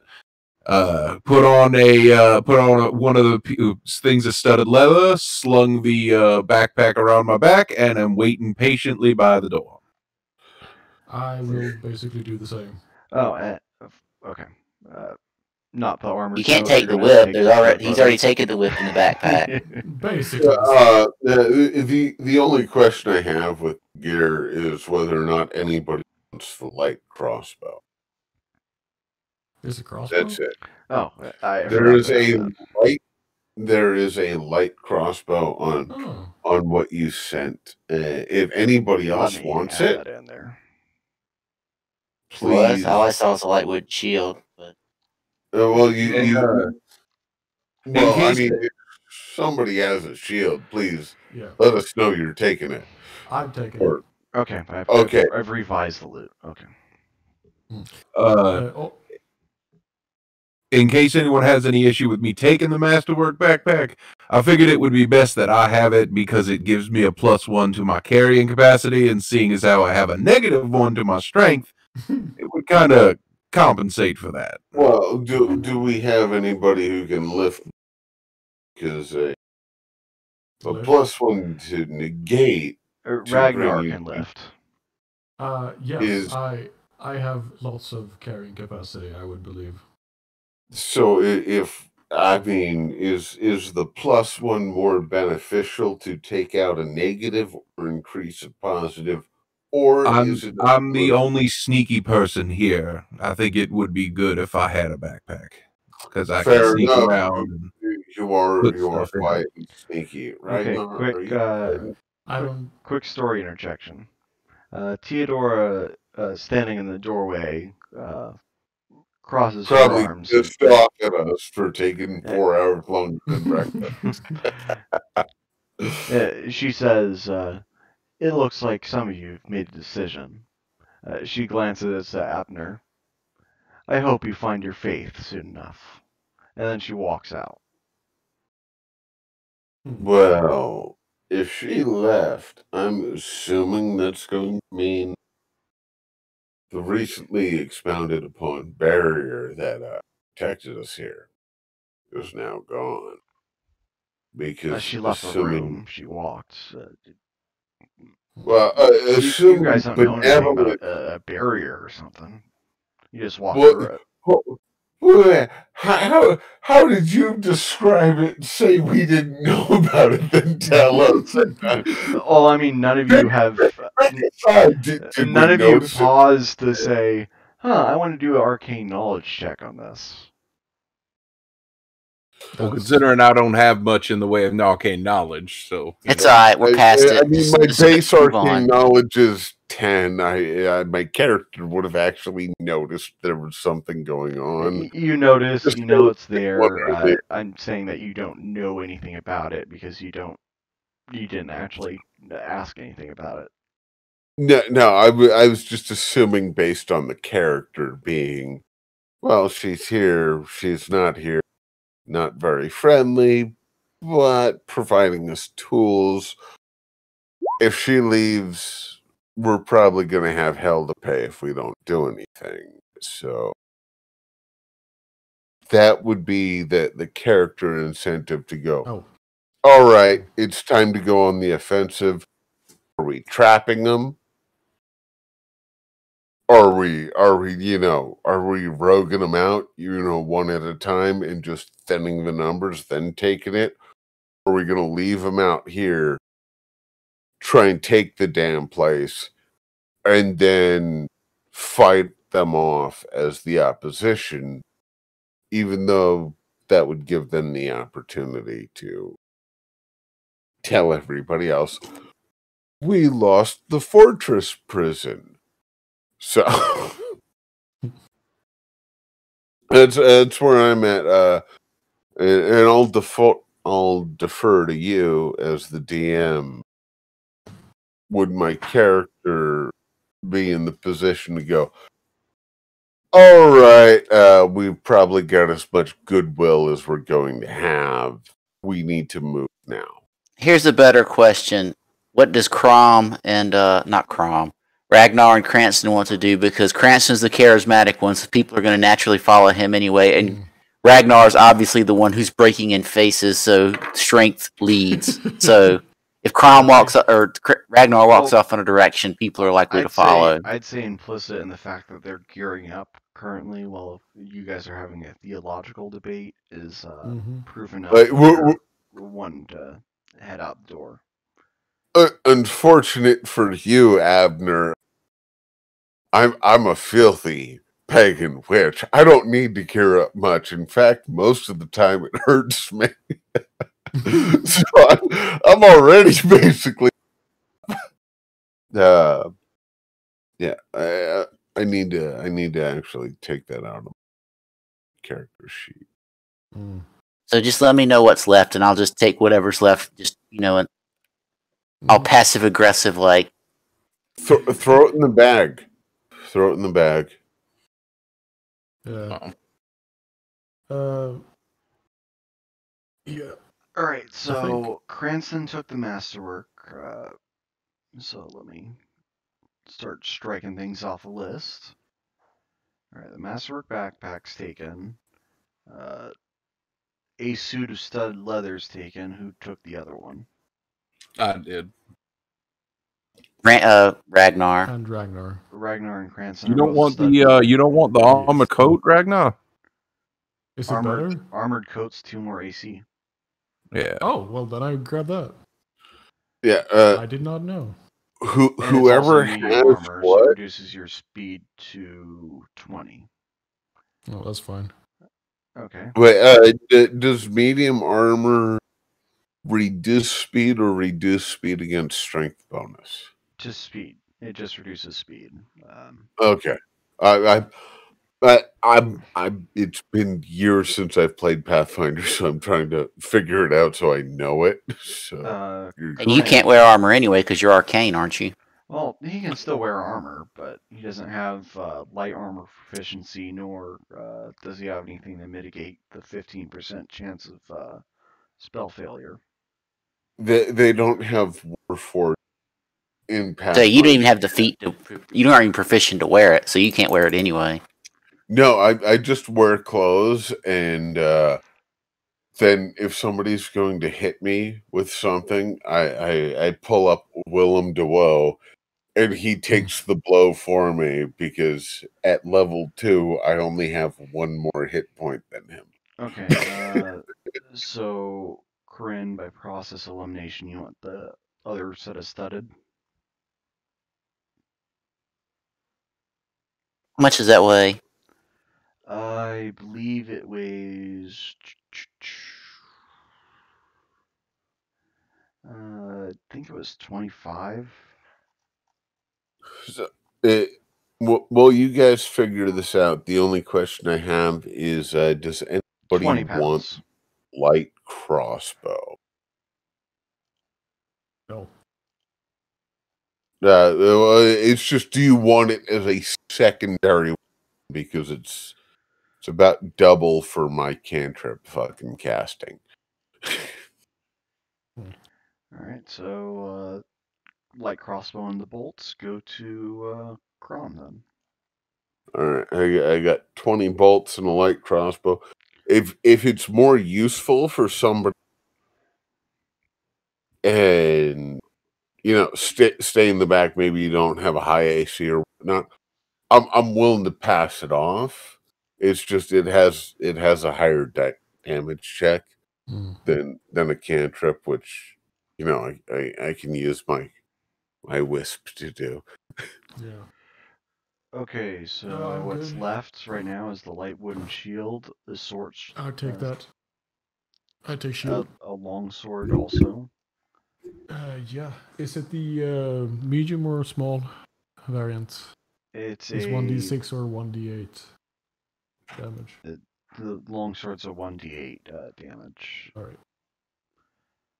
19 to 20 crit mod, or crit range. Yes. Alright, so what's left is a short sword. The clothes are negligible. There's 3 pouches, 1 gold, 2 silver, 47 copper. I'm gonna bow out for a second. I can still listen, but Okay. I have something to take care of in the garage. Well, I still would have the headphones suggest on. everyone take a pouch at least. Yeah. Yes, I was just saying, if it comes to combat or something I'm dealing with, I still have my headphones on. Continue. Do not slow the stream. Okay, and the short sword. 1d6 Anyone damage. really? 19, 20 crit range. If Abner doesn't want it, I'll take it. Yeah, I'm just taking whatever's left on the table. So if that's there, I'm taking it. I already got a dagger, but Yeah, I was gonna say, would you work better with a dagger or with the short sword? either one, they're both light finesse weapons. So Short sword has a higher damage die though, and you've already got your whip, Cranston. So. Well, I don't know, because I already have a weapon, and that's the whip. But I really don't have any lethal weapons. That's the thing, and I don't want to take. A whip can do lethal. yeah, because you took that talent. Okay. Yeah, whip All right, fiend allows you to choose non-lethal or lethal damage. Oh, that's right. Yeah, that's right. I forgot, my mistake. So yeah, no, I don't need the short sword. All right. So who wants the money? I will. If it's real talk, since I'm going to be doing a lot of the talking, I'm obviously not going to steal from the party or anything. I'm just going to go ahead and take the money. Okay. All right. Because in the description of a masterwork backpack, it says it has numerous pockets for storing items that might be needed while adventuring. So I'm just going to put it in one of the things, one of the little pockets. I'm just going to throw it in there. If there is an extra dagger with the, the whip, the short sword, and everything else, I'll take that because, I mean, my unarmed attack is a -1. So, I mean, if you want to ask you would know that he had the dagger. So if you're like, hey, you want this short sword? I'll take your dagger. well, it's if you got the short sword. Hey, because you're evil. You're evil. Just take the short sword and be like, hey, bro, give me that dagger. I'll give you the short sword. Yeah, it's something like that. I'm just throwing it out there. Okay, that works. Yeah, sure. I'll change my dagger to short sword. Be bullied. I mean, at best, it means my rolling a 1 on damage die equals 0 and not giving them health back. You're evil. You need to bully me. Yeah. All right. I think we've distributed the stuff. You're getting quieter and quieter. Just so I can't even hear you now. Or me probably. No, Tim. Okay. Yeah, sorry. I started leaning away from a microphone for some reason.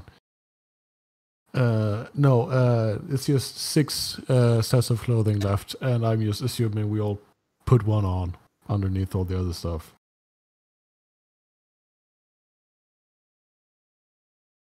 And other than that, everything is now distributed. Okay, now your plan. You are going to go out. Nice, Yep. Jack. I guess we are going to assault Branderscar again. All right. So, knowing the way last time and it being light out, you could probably make that trek in an hour or less. And making sure to, well, not be spotted by any search parties. Are you sure you don't want to? So you're trying to evade the search parties that are out there? Well, I would say we would like to try to ambush them, if anything. You can certainly try. group consensus? Abner's following. I think it would be best if we does anyone have any I guess it would be considered a survival to track?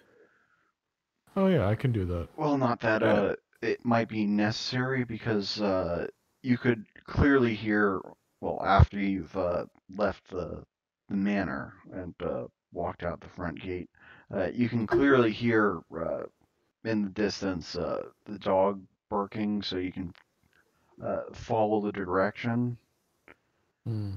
These are the overly active guard dogs you probably heard in Branderscar when you were escaping, so they could be barking at a squirrel, they could be barking at a tree branch, you don't know.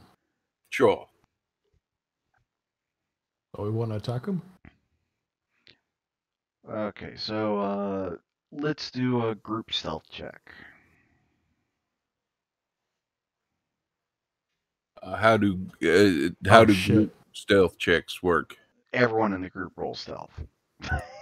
Well, me in my newfound armor apparently just makes everybody know exactly where I am. Oh yeah, we forgot the. Doesn't look like you added the armor check penalties. I didn't? Okay. I did. Alright, I hope I added stuff correctly. It doesn't matter for this roll, but... Alright. Because you've already failed. Thank you.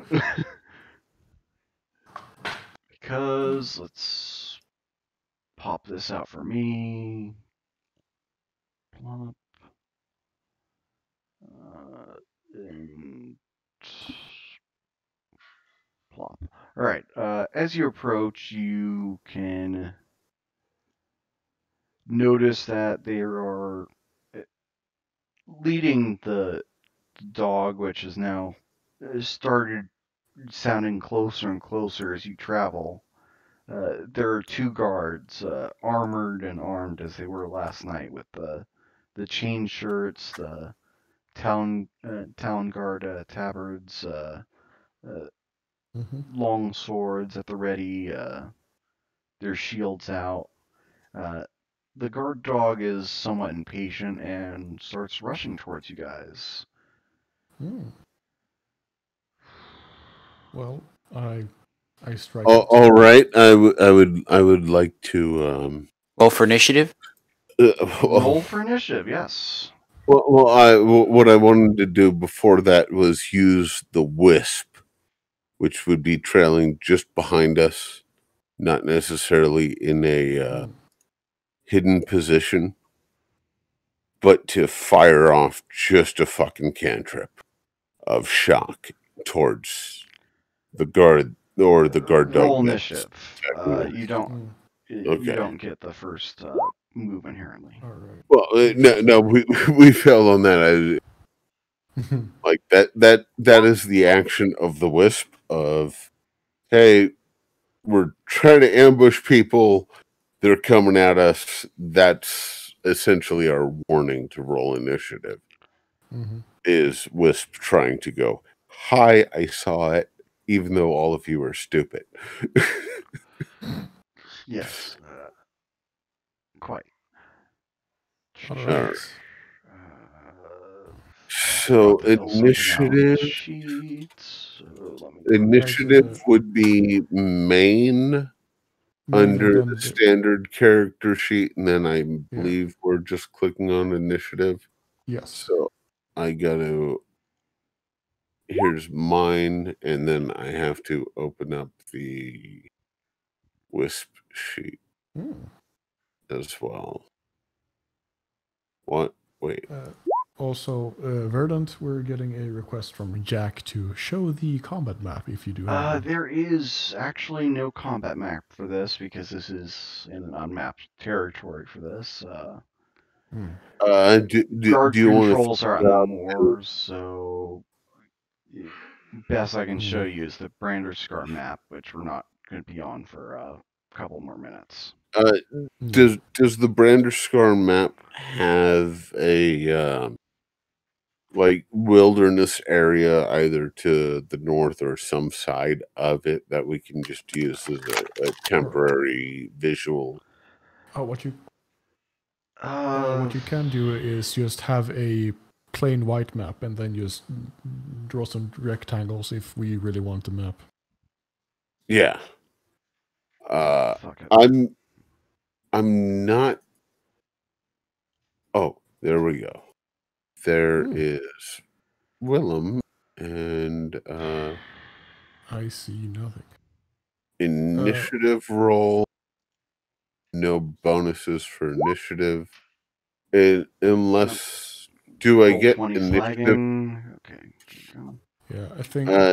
Does the wisp get a bonus for the dexterity on initiative or no? Everyone gets a bonus from their dexterity with initiative. Okay, so I just added to the wisp is going to have an 18 then instead of just a 14 because there's he has 18 dexterity, so there's a +4 for the initiative. So wisp is 18. I'm 16. Cranston is 17. And then You already added the modifier for your wisp. no, I didn't because it's a companion. That's in there. It says 1d20 plus 4. Oh, it does? Yeah. Oh shit, cool. I thought it didn't. And thank you for the pretty little trees. Whoever's doing that. Yeah, no, you're absolutely welcome. We can now see that we are indeed in a swamp. Let's see, where is it? Actually, let me go snag something from here.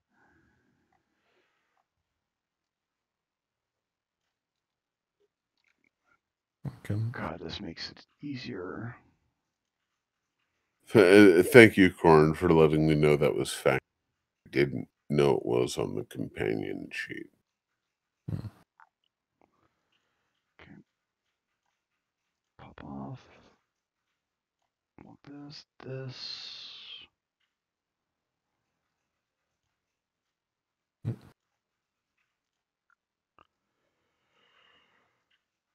There. All right, let's see who rolled the highest initiative. It would belong to your guys, so your team does go first, but it goes in this specific order: Cranston, Crom, Abner, and then Ragnar. And Wisp goes on Crom's turn. Okay, so we're not doing separate pieces for that. No, the pets operate on the turns of their masters. And then I'm gonna do the enemy turn. Yeah, that works. I wasn't sure because we have some homebrew, so I rolled. Okay. Cranston, Wes, do your thing. All right. So I was putting in my information for my whip. How many enemies are near us? I apologize if we've already gone over this. What you see on the map. There's 2 enemies and 1 dog. Okay. All right. Are you not counting the dog as an enemy? So we're a ways away. All right. All We right. Then we got you're 50 feet from the dog and 55 feet from both of the guards. All right. I'm gonna take a quick look at the guards. What weaponry do they have on them? Longsword, and they have heavy steel shield. All right. No ranged weapons or anything? Let's see. They don't have them drawn as of right now, but the guards do have. Looking, longbows. Oh, they have long bows. All right. Yes. But Okay. not drawn, so So On their they have backs. the sword and shields drawn, right? Oh, Well, yes, have with they the swords the drawn. question is, if have they they have the noticed shield us? out, they get the AC. If they don't have the shield out, they have to doff the shield to draw the bow. Have they noticed us? Yes, they have noticed you. Okay. All right. Then I do a ready Specifically, the action. dog has noticed you. All right. I do a ready action, and I get the whip out, and I kind of get myself ready. I'm going to stand next to Corks in there, the big shield man. Yeah. And I'm going. I'll stand next to him. And Ooh. Oops. Let me delete that because Oh, that's it's on the the- wrong layer. but basically, I'm doing a ready action so that when the dog comes within 10 feet of me, I'm gonna crack him in the head with it. Okay, so All right. if he enters your attack range, you're gonna give him a good old Yeah. smack. Yep.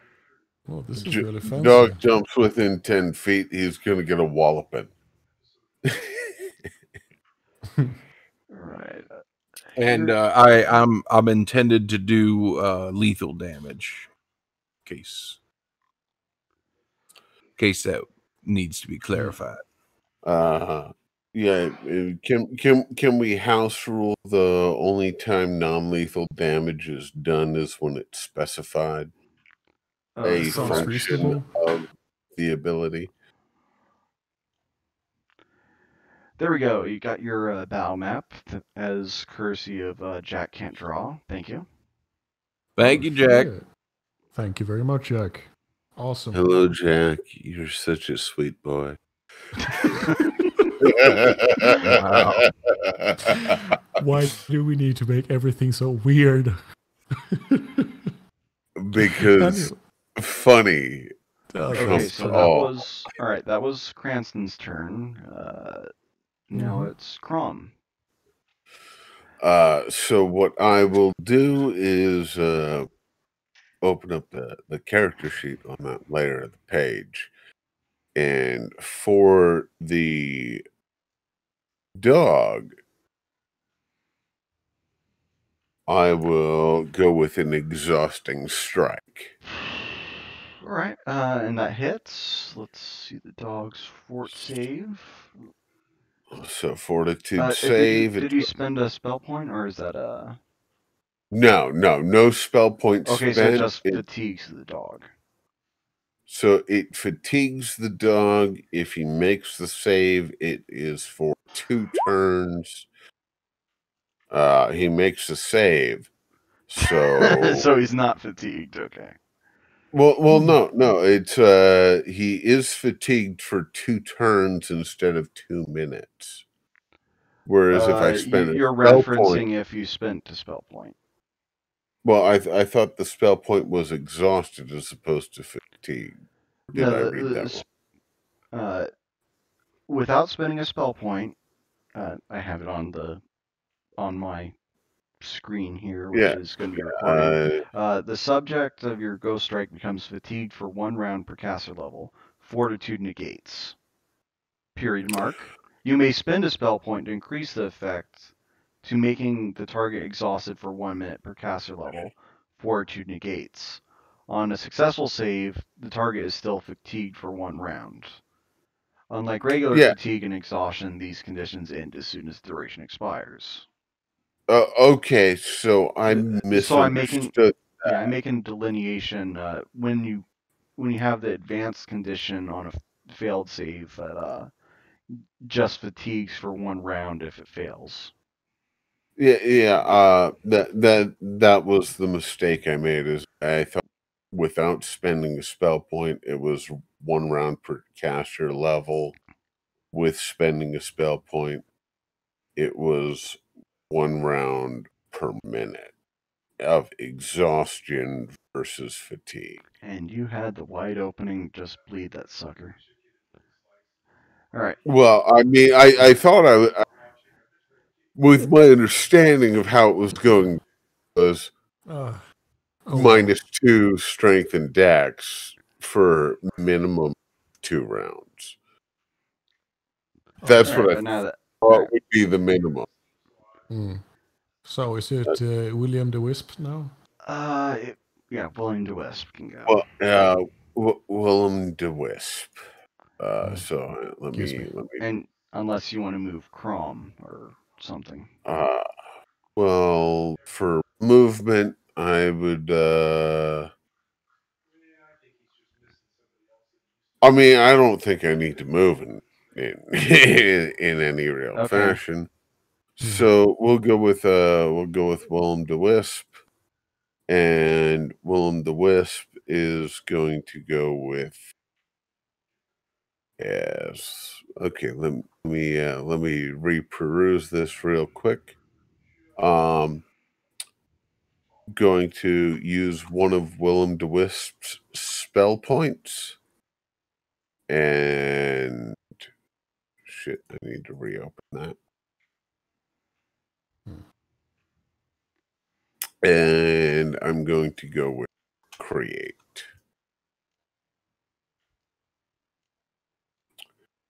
And that would be for the area directly in front of the hound or guard dog or whatever you want to call it. Is now going to become spiky terrain. So for every 5 feet it moves, takes 1d4 damage. Let's see. Create non-vegetable, create object with multiple materials. To 1 small object per caster level. Yep. I guess. So that's right where that black line, those black lines are. Is Spikes. it's charging. There's spikes in front of it now. Fuck your paws. That's my answer. Is you shook off my spell because I read it wrong. So fuck your paws. Oh, I didn't mean to push that. Sorry. Don't worry. Oh, that's okay. Just double check That's all this. right. We all do Make that. sure you're not. I swing at the air. No, that's your round's action. Whip it. Yeah, Whip it real good. that's me, and that's well. I'll move Wisp, and that's 5, 10, 15, 20, 25, 30. I will Wisp over here. It has to be within your adjacent square. I thought that was only for summoning. As a standard action, you may spend a spell point to create a non-magical unattended object out of vegetable matter, such as wood, hemp, cotton, in either your hand or an adjacent square. Oh, you're talking about the create. Yes, create. So 5, 10. Let me go back to this because I fuck I'm doing very plainly. So you move 30 feet and make. Yep. So I move 30 feet, and now you have spiky terrain. Come at me, bro. Something like that. Yep. That's exactly what I was doing. So the black is the spiky terrain. Come at me, bro. And Right. next person. And that next person would be Abner, it looks like. Yep. I'm lost.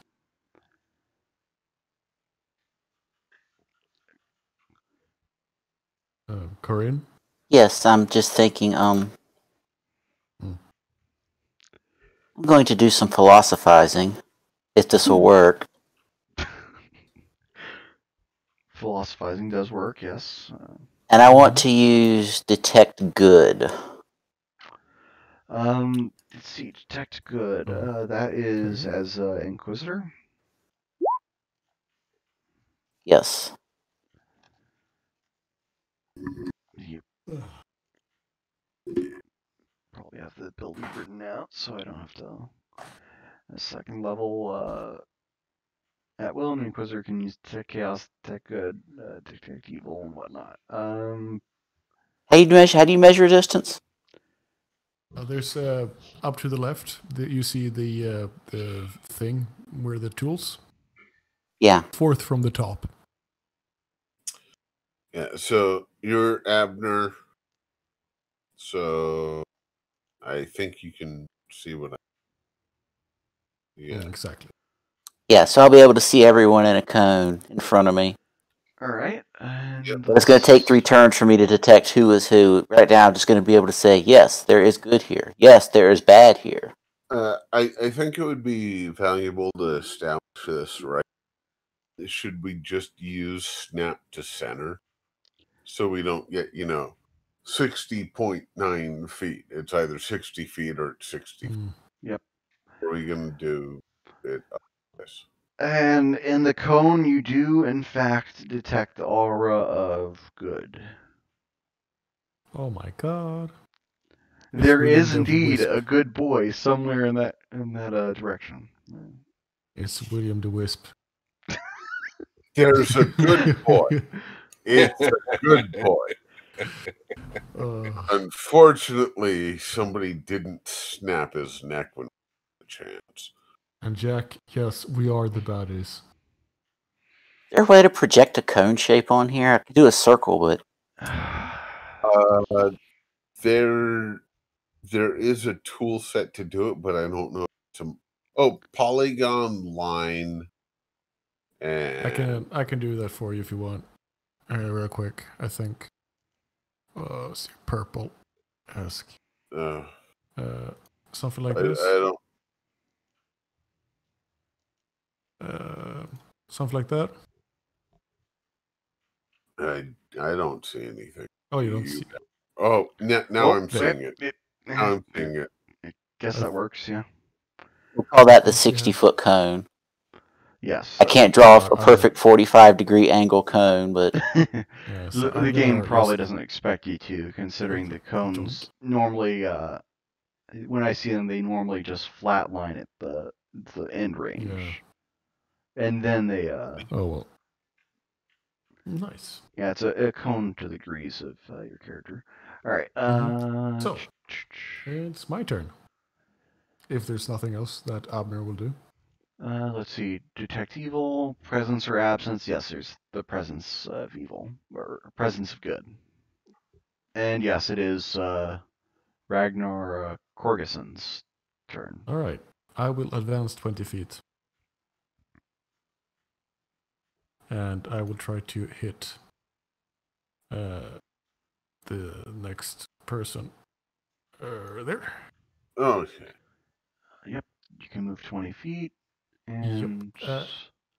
I can try to intimidate. But a real quick question though, just before we get into it, this when I put into the could you look at my sheet, right? Just for my character sheet. Oh, sorry. That's just me again being just me. See if I'm just gonna. I'm turning up my volume at my end right now. Is it any better? Yes.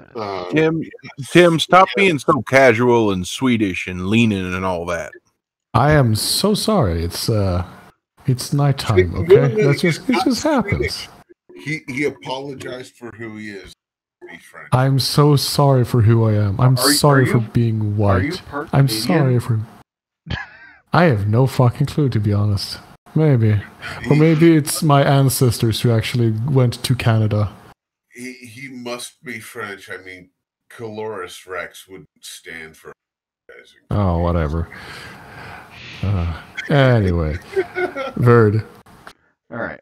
When you go down to attack, you see longsword is open. Yeah. Then I have attack melee, and then I have a plus strength. Is that correct? Your character sheet looks correct when it comes to your weapons. All right, great. Because then I have a plus 14 to hit. It seems like. That doesn't sound correct. Yeah, that's what I thought. It's the. Let's see, melee plus strength. I think +0. this was nothing before. Did you edit your attack rolls? I did. Or did you I edit thought the stuff in the body of the text? I added I just changed this one thing. I added strength here because I thought I was doing strength plus my melee, but I think that is wrong. I just wanted to make that clear. +5, +2, +1. To be what, 8? So, +8 instead of +14. Sounds like. Oops. So melee versus AC. Yeah. So you rolled a 19. Or you roll an 11 plus 9. That's 20. Nothing else. Well, you can't hit things in melee right now anyway. Unless Yeah, you're exactly. trying I just to want- attack that little spike trap. No, I don't feel like doing that. But I will. Around for a minute. That's all. But I will try to intimidate one of the guards though, because I can. I'm just gonna. It's a free action to make my souls visible. Can I use You them? can make them visible.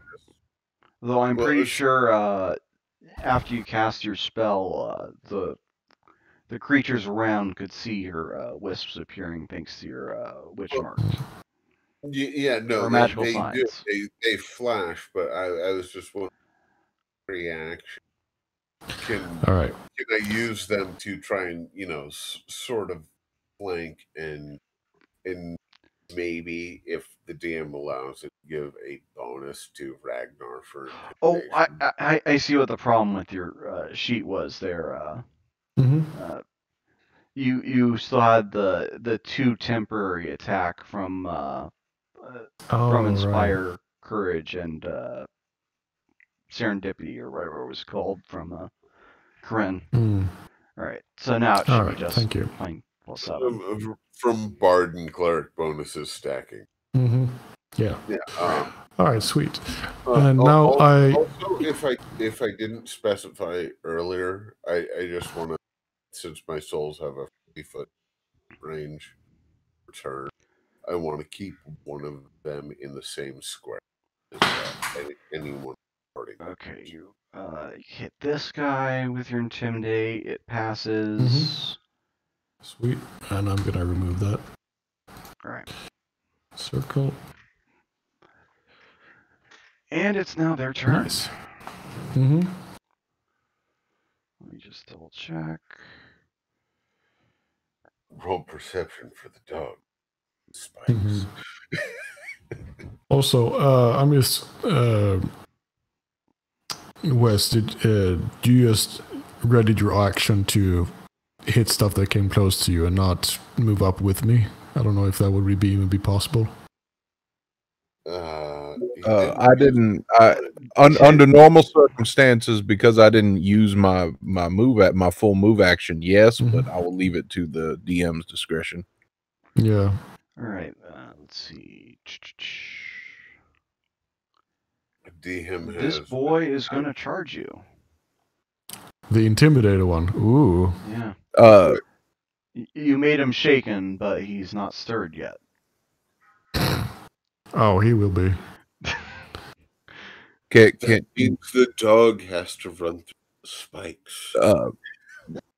Verd, did you hear what I said? No, I did not. What did you Oh. ask? I was gonna say, because I was covering Ragnar, if he moved up, I would have moved up with him. I was filling out some stuff. I wasn't paying attention, but if you don't want to count that, we don't have to. Yeah. Let's just work it out as it is right now. Alright. All right. So charge. The shaken debuff is mitigated by charge bonus. So. 1-to-1. Attack 23, and I have a AC of 19. All right. So you take 5 damage. Alright, just 5 right away. Alright. Oh shit, I don't have the crit of... Let me. I can do that. I think I got it. Yep. I don't take any from the armored coat and stuff. That's not how it works in this game. No, you don't get DR from armor. Armor is void. Okay. Okay. Right. So the next person is.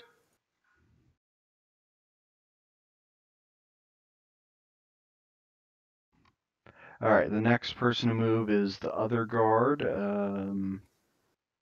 Let's see. Snap to center. Where can he move? Hello, Willem Dawoe. Oops. Don't move that. There we go. Just standard movement, and he also tries to attack. Character sheet, longsword slashing, bloop. Bless you. Wes, what the fuck? What?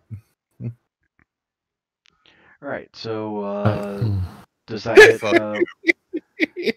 No, the answer is fuck you.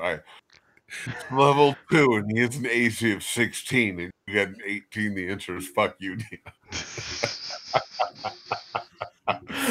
1 health on Willem Dawoe. Damn. You want me to do the edit, or do you have honors?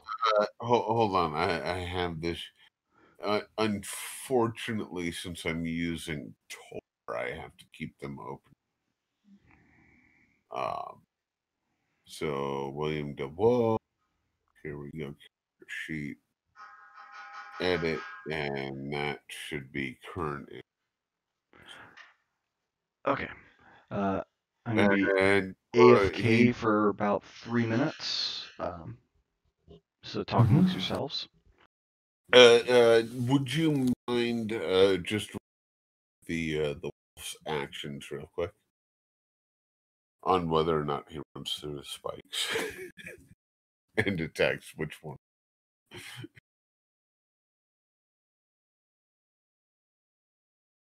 I think he's gone already. Also, what the fuck?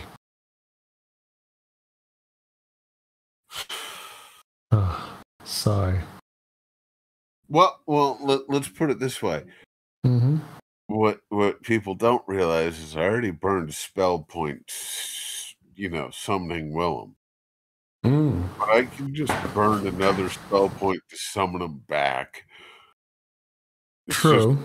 It's the feats I took allow me to summon him once. And I can do that. Is I can literally banish and resummon him as a free action. That sounds great. So I'm thinking that's what I'm going to do next round.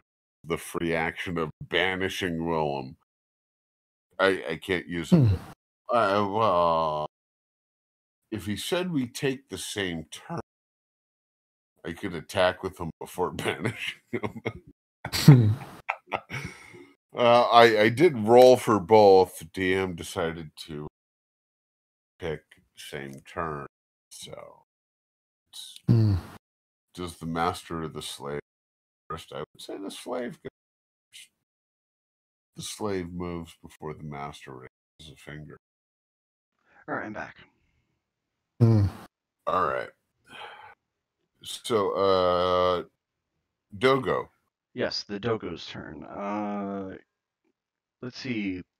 The Pit of Spikes surprises the dog, but as it wasn't in the middle of an action, it's not going to charge right into it. Fair enough. All right, It exists for a minute. As long as the wisp is existing. It doesn't like the wisp, so it's going to come and say hi to Ragnar. Oh, hi, doggo. And guess what the guard dog tries to do? Holy shit. God damn.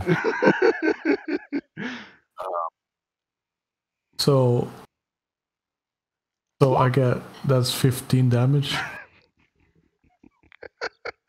The fuck is this kind of a goddamn dog? And the dog trips you. What does that even mean? Let's see. You probably need to use half your get away, and you'll attack of opportunity. So what it took 15 So total that's- damage? No, Yeah, 11 total damage. 11 total damage. Alright. Yes. So I'm down to 8 HP. Great. No, you're almost as healthy. Yeah. I'm just, what the hell is going on right now? See, this So is what I was did you talking really- about your rolls Yeah. being... Rolling good at the start is your worst bane. I can also hear that helicopter you were talking about. Oh, the dog helicopter. There we go. Yeah. It's like, The it's woof, woof, woof, woof, woof, woof, woof, woof. So, And okay, so I would I'm be tripped. What disappointed is if I it? don't see that. The same lines of Yeah. that is how do you make a cat bark? Mm-hmm. You douse it in gasoline, light a match, and woof. Oof. Mm-hmm. All right, God so So it's our turn again. back to the combat as opposed Mm-hmm. to time. yeah. I think it's Yeah, it's Cranstar. Wes. first. Yeah, Wes is first. He rolled a 17. Mm-hmm. Wes. I move how far? How do I check distances? On the top left, left. side, the roll 20. Oh, okay, I got you. Down, you have snap to center and show others. I'm 20 feet ahead of you. All right, I go half the way, So you and you go 10 feet. I go to about here. All right. Can you reach for with your whip from there? Yeah, it's got a 10-foot range, so I'm gonna. Oh, you have 5, 10. 15. You need Go. one more step. Okay, then there. Yeah, there you go.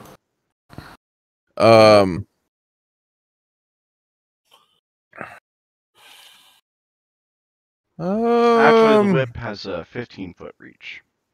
Oh, it does? Yep. Back. Bam. Oh, all right. Well, I'm moving back. That's a long freaking whip. I looked up the stats of a regular Pathfinder whip, and it said 10 feet. I'm not gonna. I looked up the D20, so. Oh, okay. We will not argue. Are you going to whip a good dog? Considering how much damage that goddamn thing is, yeah. Yeah. Holy fuck.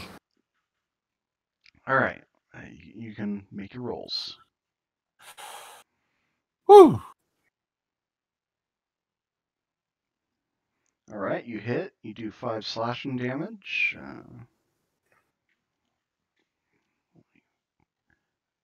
try to see what the HP bar is. Oh yeah, how? Yeah.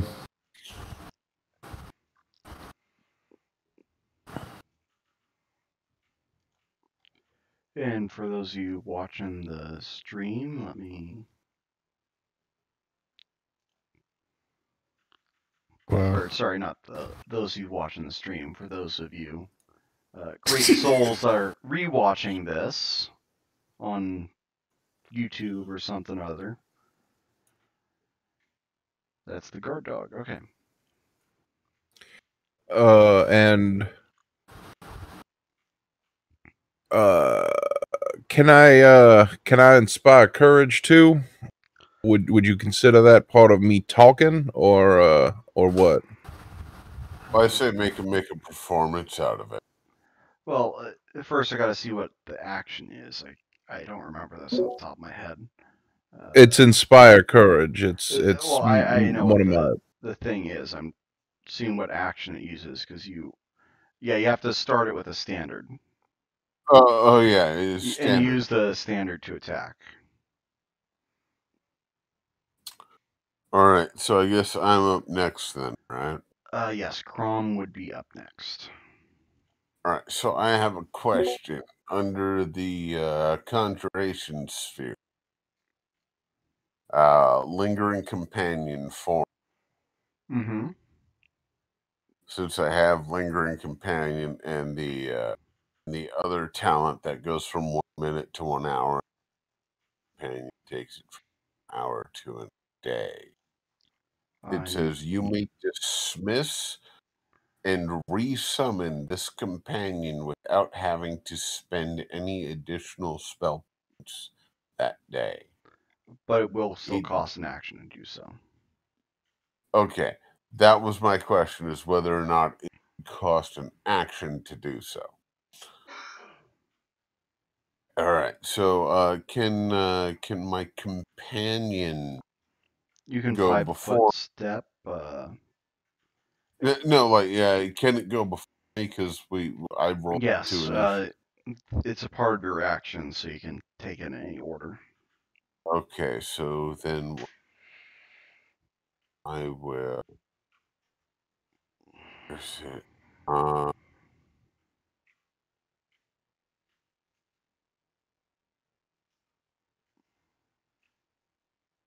There's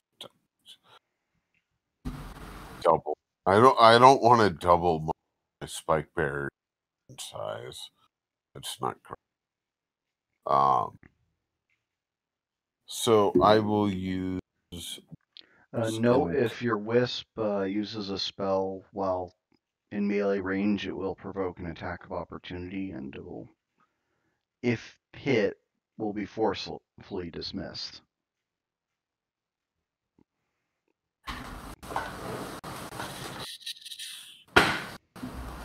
And it's a standard action to dismiss and to resummon. That would be 2 actions, correct? Correct. All right. Well, okay. Have them there. So let me go with. No, wait. Sorry, I was wrong. Sorry, 1 second. Okay. It can be dismissed as a free action. Oh, so I can dismiss it as a free action. And then you can resummon it, yes. But it won't recover hit points from doing so. No, not at all. It was just, trying to get it out of range. If dismissing is a free action and summoning is an action, that's fine. Well, either way, I wasn't sure. But if summoning is an action, then this ain't gonna work anyways. So I will go with what is it? Create as the free action. Or not free action, but doesn't require a spell point. Willem Dafoe to summon literally a tapestry level of shit. You know, just a giant piece of fabric that is 20 feet by 20 feet by 20. And it is going to cover here. Or I don't have it. Here we go. From here across Okay, and up. re-summarize what you're doing with So creation, what you can do is you can either those barriers or anything like that. They only last for a minute per caster level. They're basically what I'm trying to get at are you going to be having William DeVoe cast this while in melee range? I'm going to have William. He has to, because if I unsummon him, then I need to wait till next turn to do it, and I currently have the opportunity to blind 2 of 3 parts. You can also move him out of melee range. But wouldn't that evoke an attack of opportunity? Nope. 5-foot step does not provoke an attack of opportunity. Oh well. I mean, a long time since I played Pathfinder. So my answer is William DeVoe goes 5 feet here, and then from there uses me character sheet for him, and then I need to go to spells, which is create. Should have just posted. Yes. So there will be a 20-foot tall going towards them. Okay, so it's probably going to be lightly tilted so it falls over Yep, those guys. but it's supposed to encompass this guy, the spike pit, this guy, and the wolf. Because that's only 15 feet, so they all should be on a heavy tapestry behind it. Damn. They can't see what's going on. Wait, hold on. I need to take away one of Willem's 3 spell points because that's all he had. And you didn't want to. You're just going to do your. Well, after that cast is over, you're going to do the dismiss and then resummon. No. I was thinking about the dismiss and resummon just to get him out of harm's way. So you didn't want to do anything with. You don't want to do any casting with Crom first.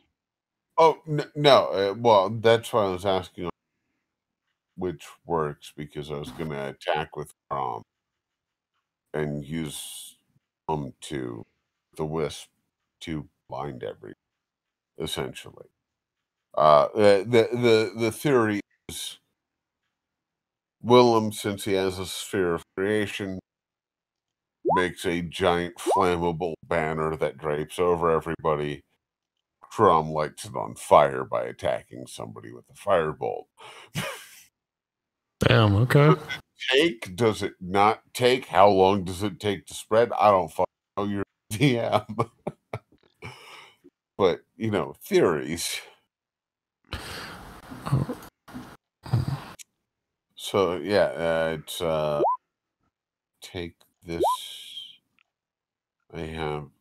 Okay, all but the dog are under the sheet.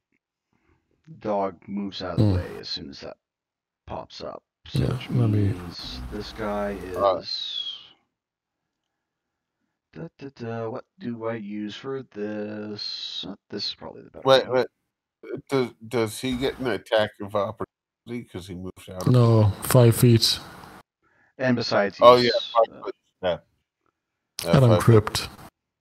yeah, he's prone.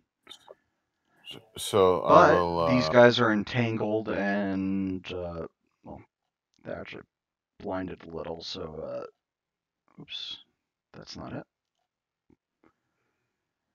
All right. So Ragnar can so- probably move out or stand up and move it just fine, but he won't be able to attack this turn if when that happens. And Crom, Hmm. seeing the wolf move out, because I initially planned on lighting just this textile on fire.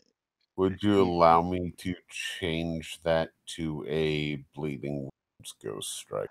Yes, please. All right, we got bleeding wounds ghost strike against Okay, the and it dog. hits. All right. So bleeding wounds initially take, so that's 3. I'm burning a spell point. I don't know an easy way to do spells without actually coming into the spell thing and clicking. Yeah, that's the way you'll have to do it. I'm sorry. All right. So since I'm burning a spell point, bleed damage per caster level. And just to add some effect,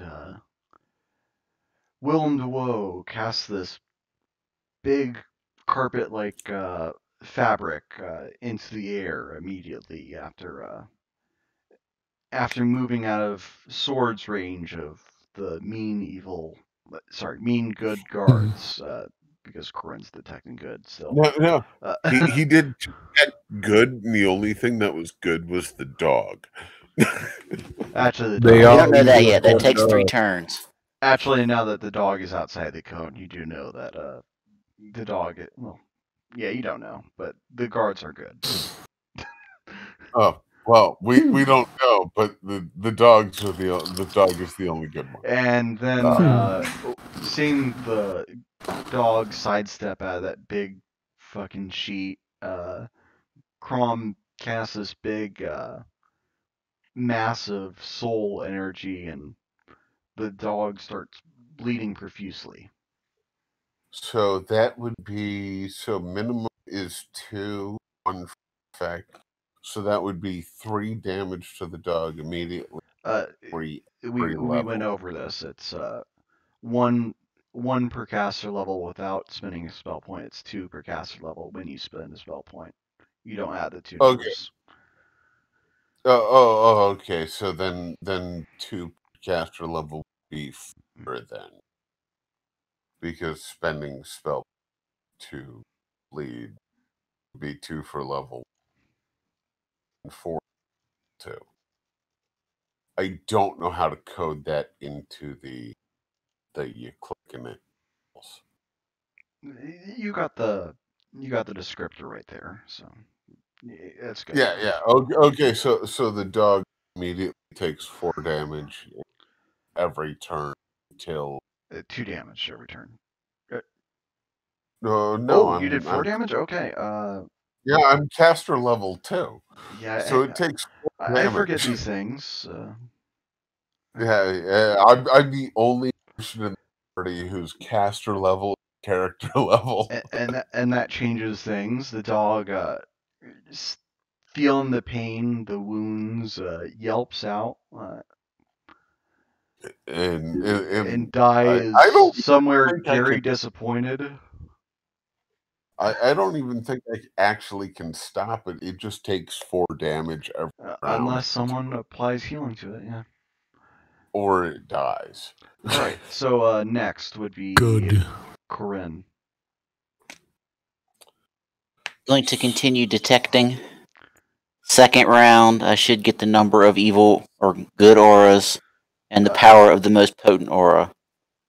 Okay, that would be 2 auras, and they're both barely visible. None of them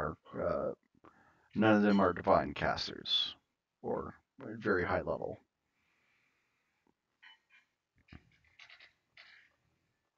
All right, so that would be Ragnar's turn then, right?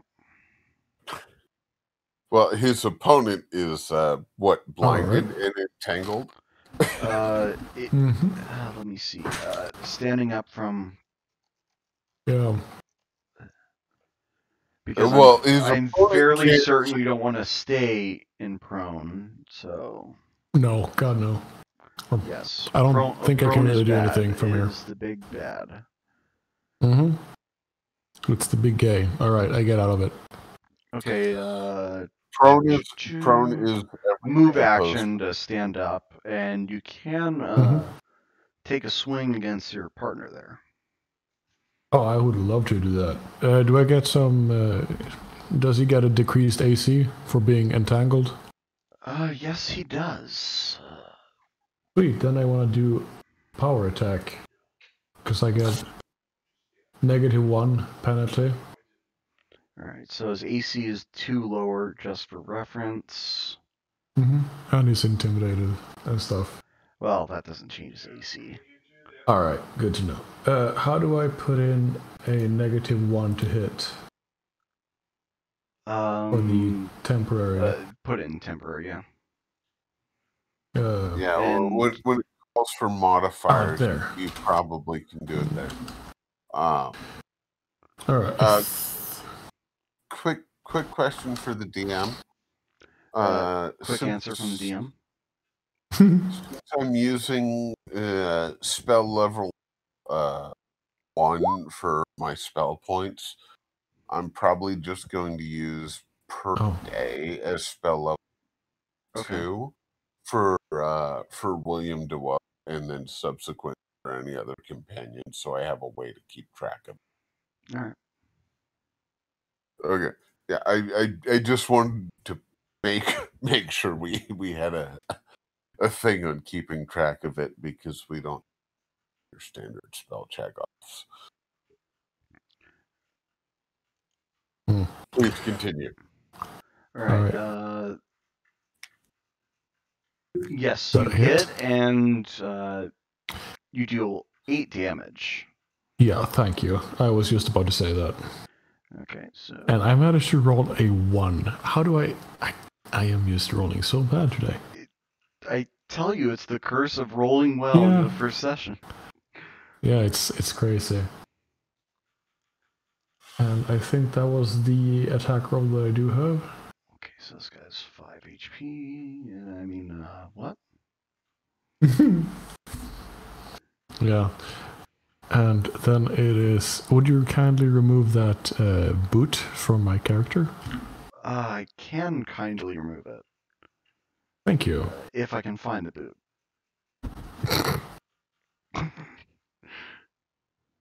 Get the boot.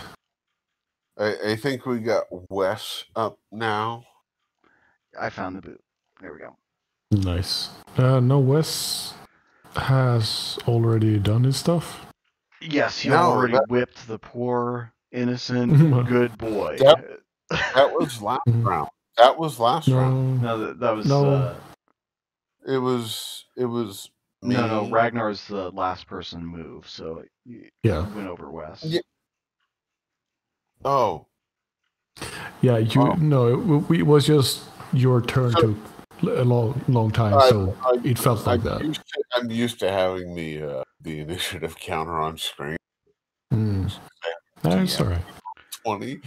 Okay, so now it's the enemy. I fault. Right, yeah, I stand still. After Ragnar smacks that guy, the dog turns to run. Ooh. But it's bleeding, so it's not going to run very far. End of the dog's turn takes 4 bleed damage. I'm doing bleed damage at the start of your turn. Okay. I just want to know if. Let me see if it specifies. Yeah, targets take damage on the round they are hit. Yeah. So at the beginning of your turn. No. At the beginning of my turn, it'll be twice as dead. Yes. All right. So guard in front of you think he's on the initiative order next.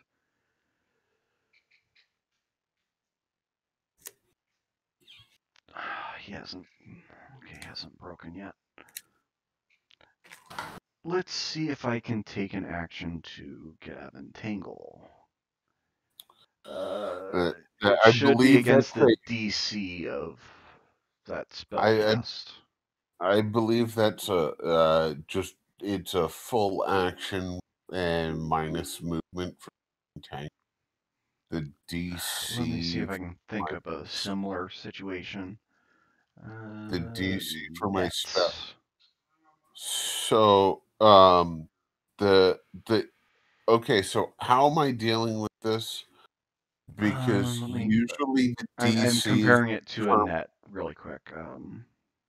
Well, I was going to go. Usually the DC is due to spell level, but since we're using spheres of, is it the caster level that determines that base DC as opposed to level of spell?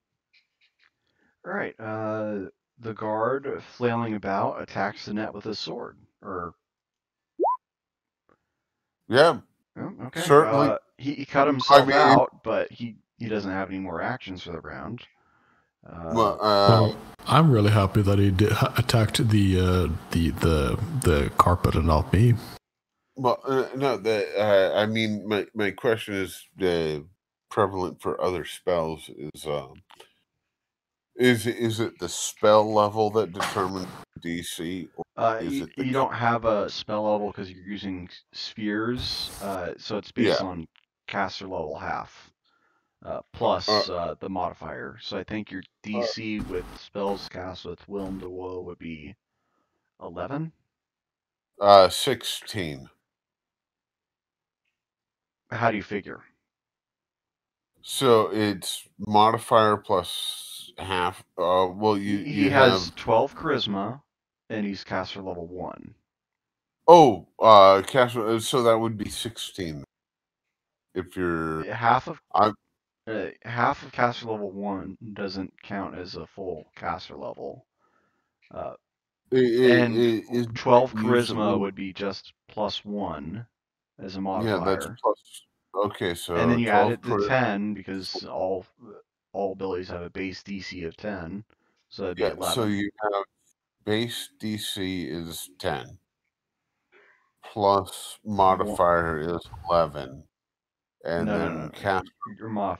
Oh yeah, the end result. Yeah, of your modifier is but plus modifier of 1 is 11, and I thought it was the caster level minimum 1, which would be 12.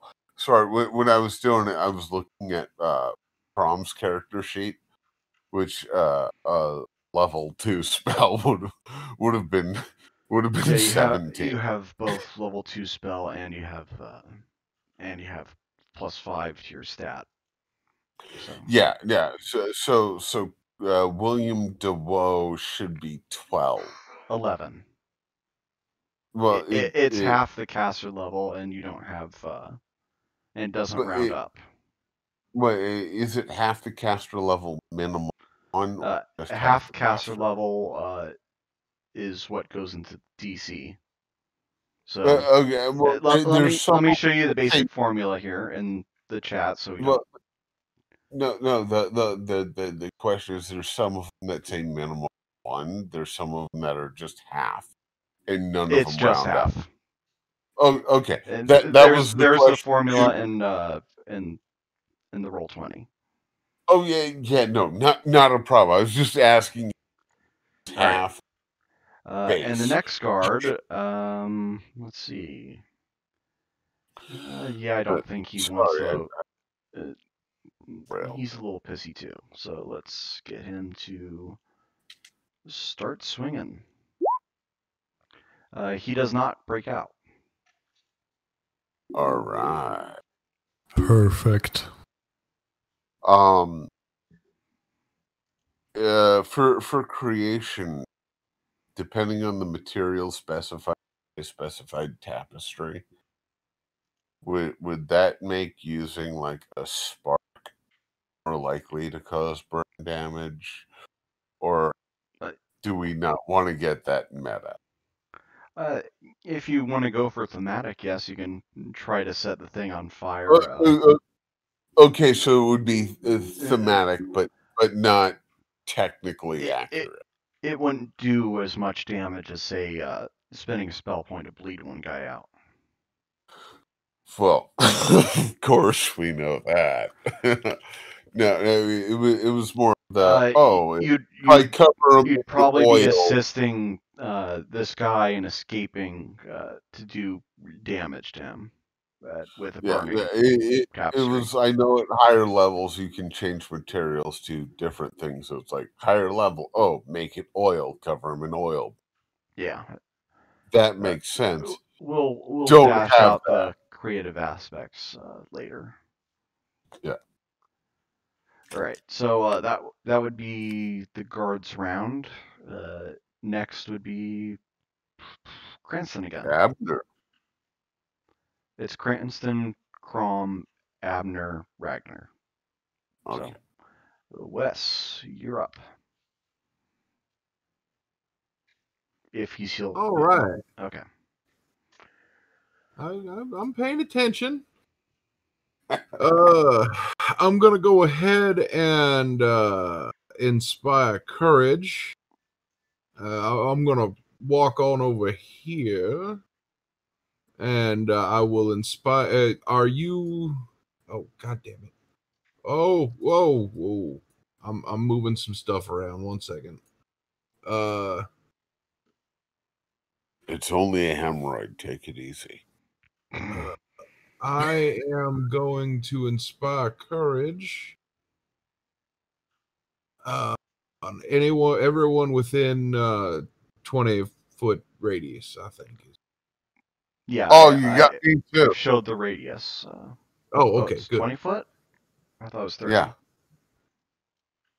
I'll double check. I would suggest that Cranston, if able, specifies his allies within a 20-foot radius, not anyone. It specifically says allies. So Yes. no need to worry about that. I'm pedantic in my personal life, so it carries up. Let's see. Inspire Courage is effective +1 +1. Okay, it doesn't specify there, so it must be in Bardic Performance. Would it be in Bardic Performance? Double checking Inspire Courage again. No, it would be a Bardic Inspiration. It's most likely the search. To be affected. I'm still listening. Gotta go help somebody else out outside. Groceries. Keep going. It lists 30 feet for other entries, so I'm just going to say 30 feet.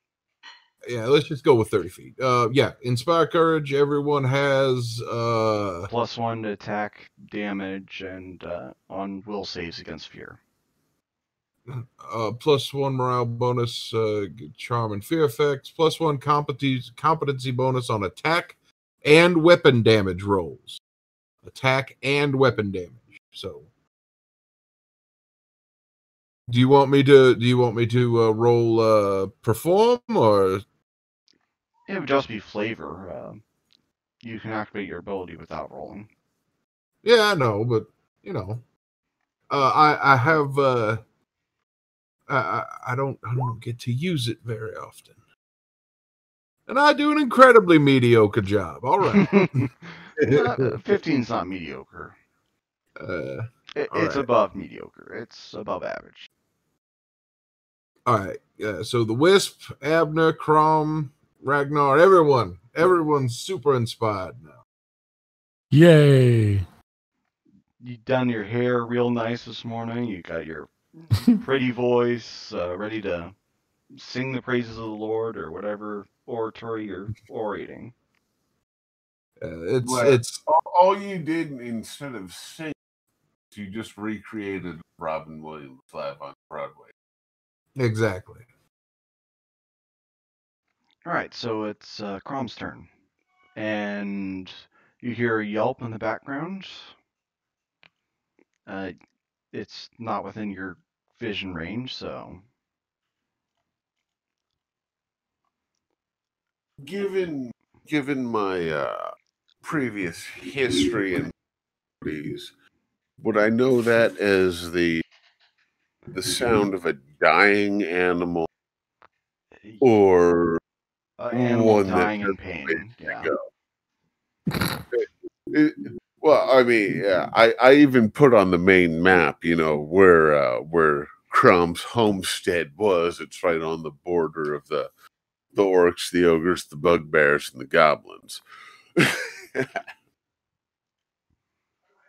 I need to double check So, that. yeah, it's on the main. It's Okay. the place I listed as Hellmouth, the fortress along that wall that I could find a name from, and Right, it was that's going to the be interesting closest. for later, but all right. Yeah, the closest one to the lake. That's where I was expelled. All right, so we got me. We have, and I believe it is. This party is still entangled and underfoot. This one cut himself. And he's taking damage. Well, I'm trying not to waste spell points because I think we got a bigger fish to fry. To be perfectly honest, we're not at where we need to be Well, at. currently half the party is severely wounded, so. That's okay. Oh, I didn't even think about that. Thank you very much. So we will have where is it? But if you're thinking about healing, you can also do that post combat if you feel lucky.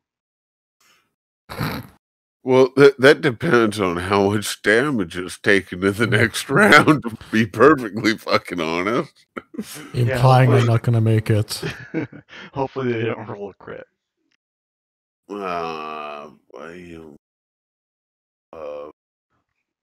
But the guy on the right is non-threat. The guy on the left is well, he's shaken, but he's not going to be. The guy on the left is shaken and damaged, but the guy on the right is undamaged and just currently cuddling under a very heavy blanket. So it's like one of those thunder vests for dogs for him. All right. All right. I have. Okay, so this. What? Where the? Oh God, I had to have missed. What are you looking for? Restore on the life sphere. So restore. I don't think you want restore. You want cure. Or okay, yes, no. 1d8 plus caster level. That's what I was looking for. That's cure. Standard action, spell point, touch target. Yeah. No, I have that right here. Okay, so I have everything structured out. So I will, as long as I can get there, 20 feet. So I will move here. And I will cast Cure. Oh. Description by a second. All right, and just type / roll 1d8 plus 2. Damn. Usually does it. You might have input something weirdly.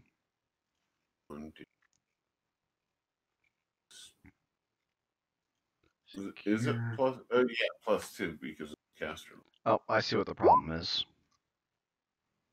All right, so you gain an extra hit point, right? Extra 4 hit points. Yes. There we go. It's 4 more than you had before. That is very Well, true. I'm now at half health. Well, fair enough. And time to see that all gone next turn. Mm-hmm. Well, we'll see with that one. We certainly will.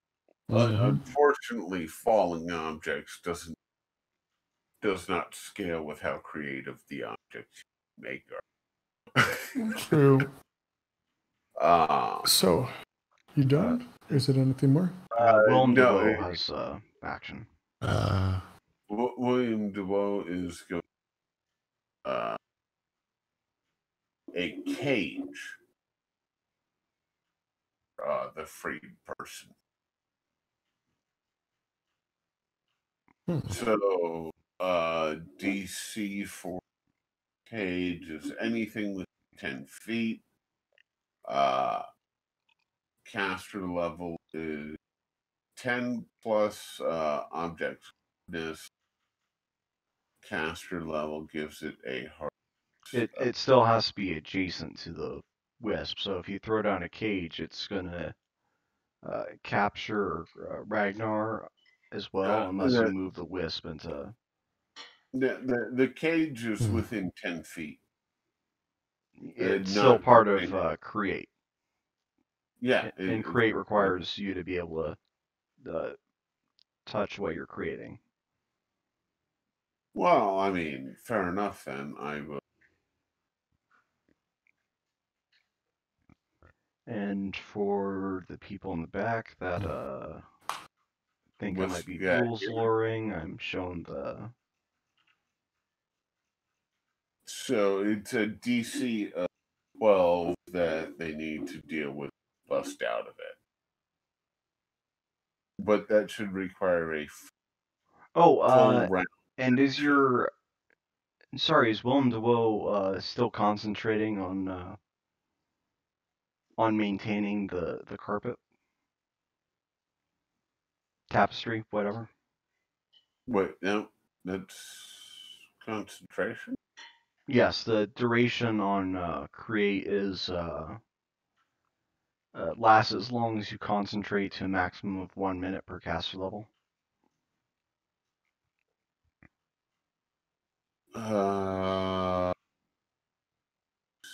See here.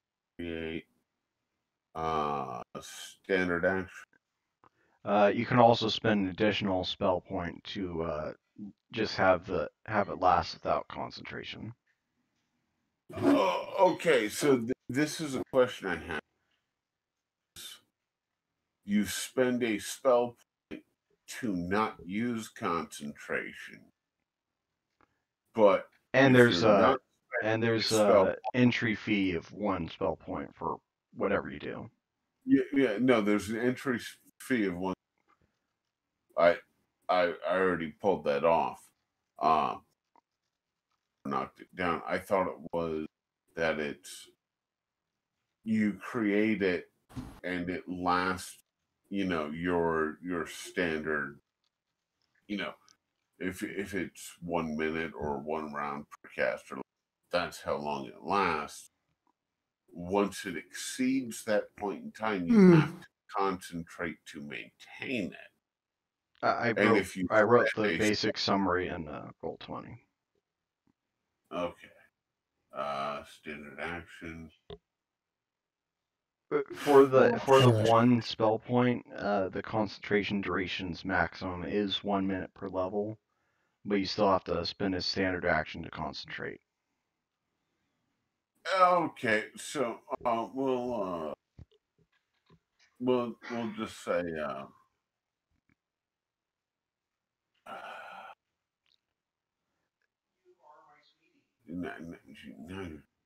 well, fuck it. If you can snare him for 1 round, I'll probably be able to kill him or something. No, I was going to say fragment, because if I drop concentration, shit goes away. Guy still has to get up because he's prone, right? Yeah, the one to the right is not prone. No, his The guy to the snag. right is entangled. If the object disappears, he's not entangled anymore. All right. True. Well then, okay. So not entangled. I'm going to go with 1d3 for shit. I need to reopen. Do you want him there, or do you want him back where he was? Yeah. There. That's where he was, and William DeWoe character sheet, and got this, and I'm going to go with acid splash. And that is a critical hit with 3 out of 4 on. Damn. You know, angry guy. Mm-hmm. So, All right, the guy looks to be in much pain. yeah, no, that's what we got. He intimidated guy just took 3 acid damage on a critical hit. So Nice. So which one did you acid? Left or right? that would be the left one because he was Alright. the one who cut himself out and have to maintain concentration. All right. And now I'm done. I've wasted enough time trying to figure out how to play a caster. Yeah. All right. Abner, Corinne. Corinne? Did we lose Corinne? Corinne, are you there? Corinne, you I am. still here? All right. Just deep in thought. Yes. Ah. This will be turn number 3 of Detect Good. Are Which you should tell me really- who is good, who is bad, and who is not. Okay, Corinne is currently deep in thought. Both the guards are good. Which means I can definitively tell that Ragnar, Crom, and Cranston and Willem DeWoe are not good. Since they're all in the cone. Yes. That is what I needed to know. Okay. Are we about to be hit in the back right now? Do you want to stop channeling the cone, or? Yeah, that's it. That's it. 3 turns is all is maximum effect, and that's it. You could make the argument I'm not in the cone, but you know. Either way, it doesn't change anything. Because logically speaking, I've already used my consecration and my to determine that you are of like alignment to me because it worked on you and debuffed them. So I already know whatever alignment you are, I am. Which means it's a literal "are we the baddies" moment. Or at the very least, the guards are not evil in the traditional sense, which means rather than just being killed outright, they should be questioned. What do they know? Do they know the evil they serve? More investigation is required. Thus, non-lethal damage using the torturer's ability will be henceforth commenced. Okay. So, my turn? Yes, it would be Ragnar's turn. Alright, I killed the dude in front of me. That answers that question.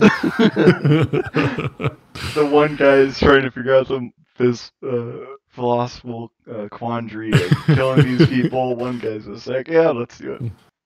Alright, roll for damage. Here we go. You hit, and he is. I roll another 1. What the fuck? Wow, I'm just impressed. I've rolled 2 1s in a row for damage now. And he is dying. Disabled and dying. I kick him for good measure. Well, you have one standard action a turn. Let's not be Yeah, too well, hasty. the other guy's entangled, and it is their turn if you don't want to move, Ragnar. Can I like just move in front of him? Yeah, if you can just 5-foot step. Bam, there. Yeah. Alright, let's see if he is more successful breaking out of... He doesn't know what the fuck's going on. He just heard the dog yelping, bodies falling, blood splurting, all that great, beautiful, beautiful stuff. So let's roll. Okay, he is now finally broken out, and he can see all your lovely, beautiful faces looking up at him. Well, looking at him.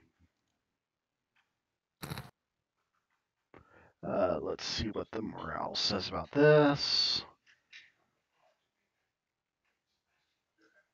Not good, I'd assume.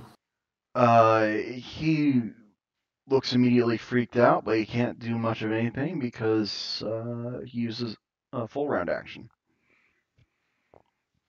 And now it is back to Cranston's turn. If you want to take a captive, now's a good opportunity to do so.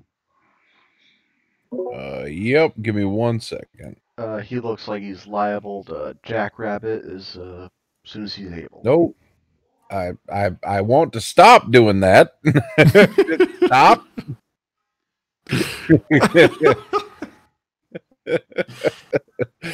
How do I erase that? I already did. Oh, Wes, you're quite the boomer. You know that. When it comes to Roll20, yes, I am. I'm not familiar with it in any way. Even though I've had a pro account on it for like 6 months, I just never used it. You spent money on this. Oh, my dude. Do not look at the hours I have had played. That is deceptive. It is how does shit factor out? All right. But I'm gonna. So I was looking in my character sheet, and you have a character, yes. I was wondering.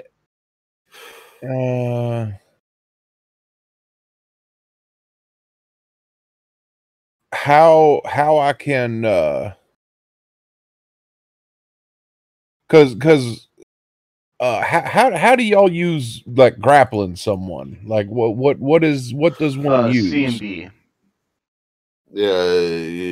Yes, and you would need to be directly adjacent, I believe, to grapple. All right. That's if you're just in grapple. For your whip, you can disable and disarm and trip from range. Yeah, that's what I was thinking about doing. So I'm gonna. God damn it! I'm gonna. Well, I mean that's the roll. What did you want to do with it? And to I'm help assuming you out, when I go like there or something. And to help you out, you don't have. You can spend your move action to trip someone. Because I can. You got the open hand sphere now. Oh. Right? Oh yeah, that's right. I can. You got sweep. Trip combat maneuver with a -2 penalty is a move action. All right. And how do you consider move actions? Like, you have 4 types of actions. Well, 5 yeah, if you don't count free. What do you consider me like moving a little bit? You can move a 5-foot step, and it's a free action. Okay, all right, that's what I was curious. So that would be to move from there to there. But there. Ragnar's still in the way of this gentleman here, right? Yes, but with your whip, I think you able to I'm not going to check disarm. for soft cover on this. Yeah, I might later, I but think I'm not going to check it on this. It's getting I late. think you're able to disarm with your whip, and you have your free hand action to. Yeah, so You know, I'm gonna move 5 feet up to here. All right. I'm gonna use my full move action to disarm him. No. You can only you can trip as a move action. Oh, okay. Well, then I'll go ahead and use my action to disarm him, and then I'll use my move action to trip him. All right. 2 CMB rolls. One at -2. Plus your inspire courage. can't we use that previous roll for the longsword to deal with that? Or is that the... I'm glad they've rolled so well so far, but they've just been hitting sheets. Shouldn't my dex modifier be in this instead of my strength? I Yes. believe so. Yes. Yeah, because it's using my strength modifier instead of my dex. So what's your dex modifier? 4. What's your strength modifier? -1. All right. So whatever you just rolled, add 3 to it, and that is it until we figure out the. One moment. Let me. Sorry, I'm gonna be moving around in your sheet real quick. Yeah, no worries. Yeah, I'm just saying for expediency, we don't have it straightened out right. Nope. So It's still not. Hold on a tick. Oh, sorry. You said okay. Okay, now you can move up to main. There we go. All right. I changed it so everything's based off dex in your character sheet. So your melee will be the proper stat. I'm gonna add a +1 miscellaneous to this roll real fast, or +1 temp. Excuse me. Oh, wait. Yeah, I should have got that for William DeVoe. All right. So that's to disarm. All right. He no longer has a long sword in his hand, and it's in the adjacent space to you. All right. And then I trip him. And he is tripped. Nice. All right. So you guys, so just as a visual, you guys see me run up, Crom. You see me running up next to you and go, and I kind of do a little bit of a wink to you, and I crack the whip once, and a sword just comes flying towards me next to me, and then I crack the whip twice, and I pull upwards, and the guy just goes doubling over. And for all of you that are home, I've only ever seen women as a sexual, but right now I got about half a chub. and for all of you guys at home, Cranston the Bastard is yes for sexual. Yes, I will. I right now. I wouldn't say no to the wisp. So you know. Well, it can bite, so it obviously has a mouth. That's about the whole new form of it. It's William Dafoe. It has a pretty mouth. Oh no, it's Willem Dafoe. I'm just. I'm not saying what I did with my companion. Can I stuck in Belgrave? Also, would you mind if I picked up the sword? You've used all your actions for this round. Yeah, that would probably be a standard. That'd be a next round. So. All right. Yeah. No. All right. So that's my turn. He is now debilitated. So and I go. I go. Ragnar, capture him alive, please. Thank you. Abner, do you have any complaints about the one dead companion? Well, I mean, is this dude? Are we still fighting? Because that was going to be my question on my attack. No, bleeding combat out. is still in effect until, of course, I get to this guy's round. We essentially have a tripped and flailed and disarmed guard, but they are not secured in any way. We haven't. He's not tied up. Ragnar, fall on him. So, Fall on him, Ragnar.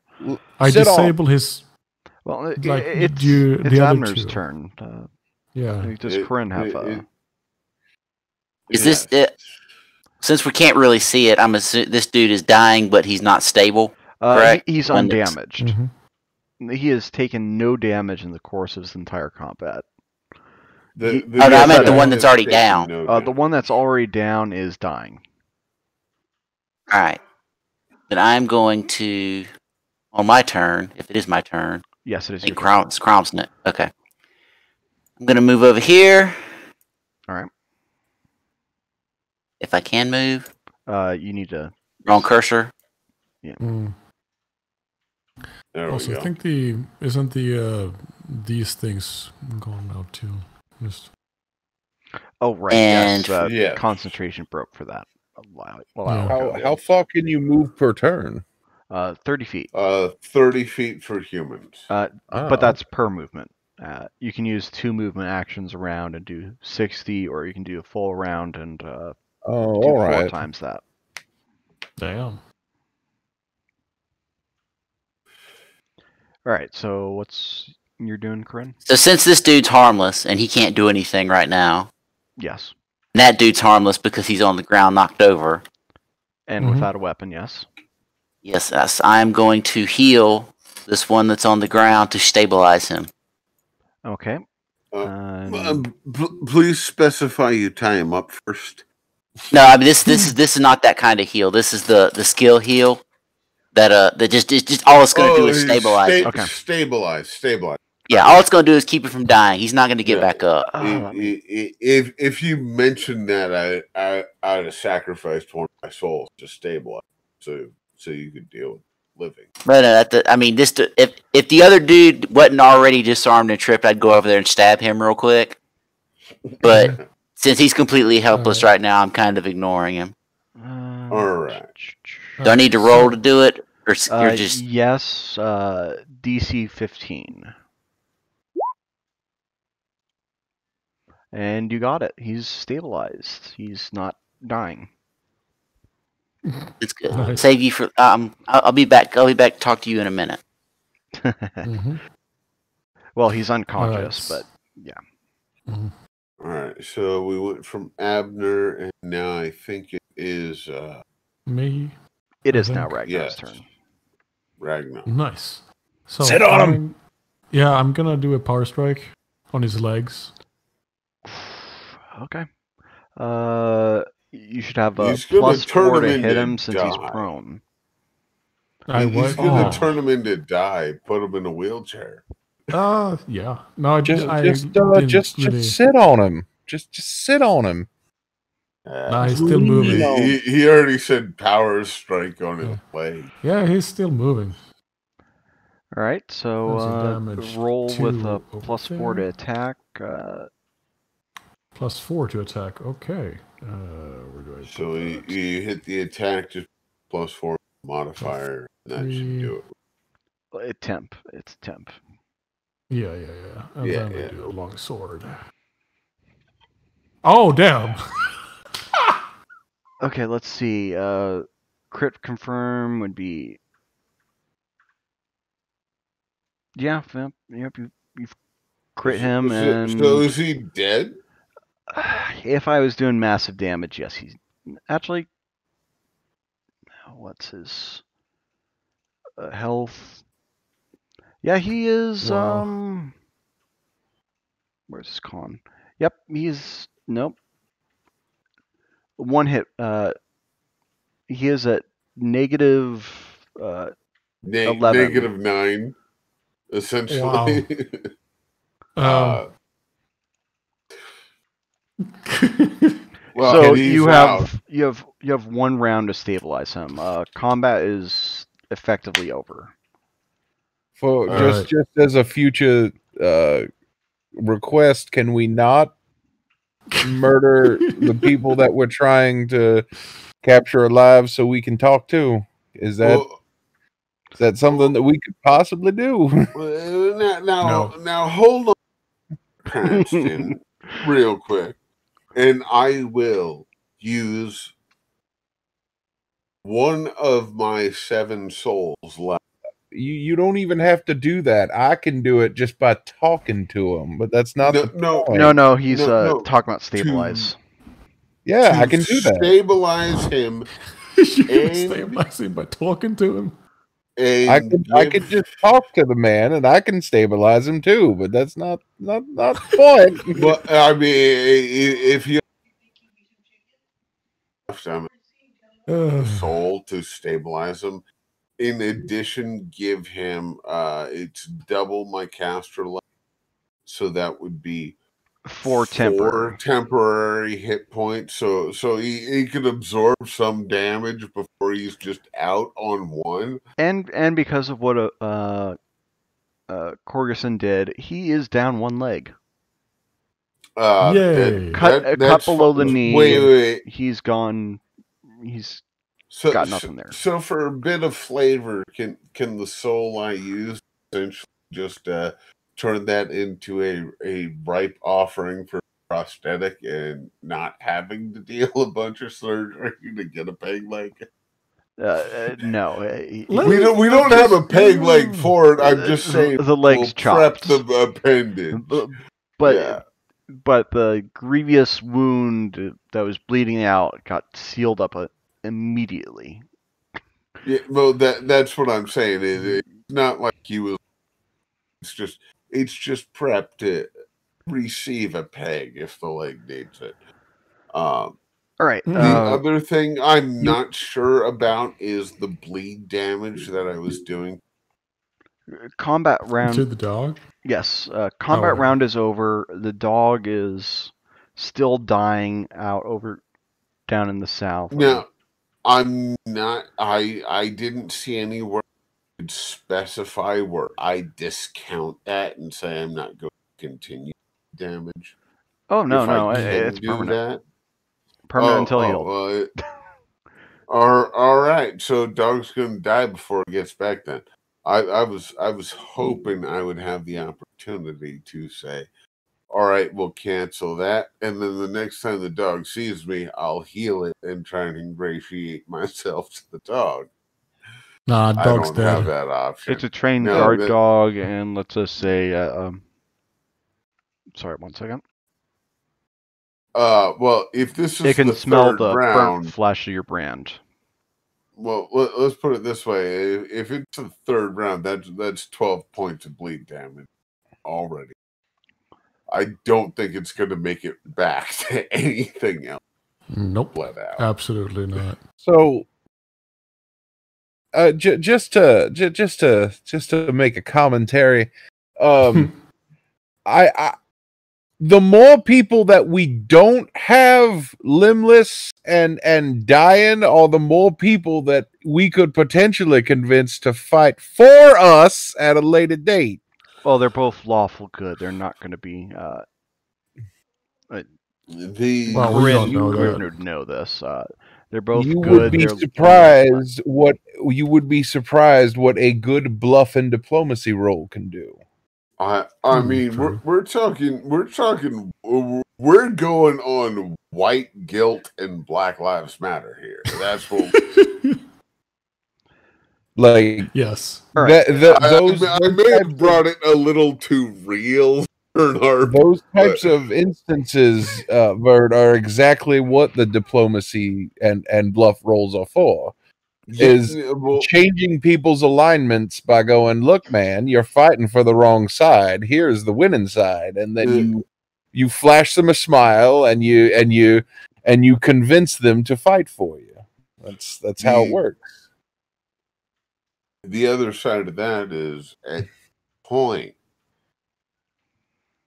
Essentially, when there has been no threat posed, we have healed, stabilized, and helped. And cut the leg off of a downed person. No, that was pose a threat. As soon as they did not pose a threat, like when we they're down on the healed and ground scaled. and unarmed. That's kind of my point. Like, can we not All right, cut so the I'm just wind off gonna people? come here and just interrupt you two when you're bickering and ask you anybody to patch me up. I'm still leaking fluid. I can heal him if he's. If If we're not discussing chopping legs off. If you want to use a spell, feel free. If you're going to use a skill for healing, I would say we can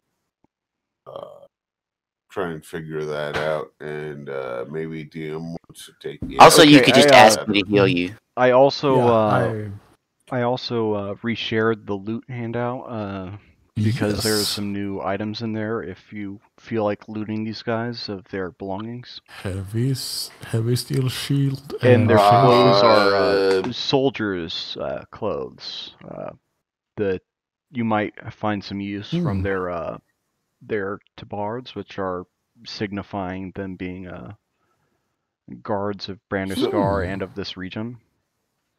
So, Abner, what is your heal skill? Very high. Higher. Well, I mean, is it? I'm rolling a 9 right now on default. Ooh. All right. So if you roll a 1, I get a 10. All right. So I'm 1 lower than you.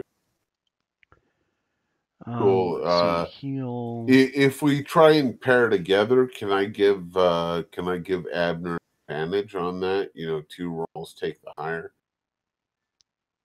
Would it be the heal skill? What are you trying to do with the heal skill before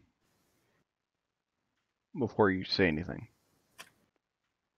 Abner, go for it. It's just I have knowledge of anatomy because caretaker for cemetery / partition. Never mind. We can't really use the heal skill to do that unless he's dying or got like a well, what you call it. I affliction. was thinking patch up. It takes an hour though, fucking prosthetic. And there's another patrol out here somewhere. Well, can I use so you might want to just skip? You might want to just use cures if at all. I can I can just assist you on your spell casting of cure with my aura if you ask me to. I mean, if we have other people looking, and I will look at Abner guidance on this one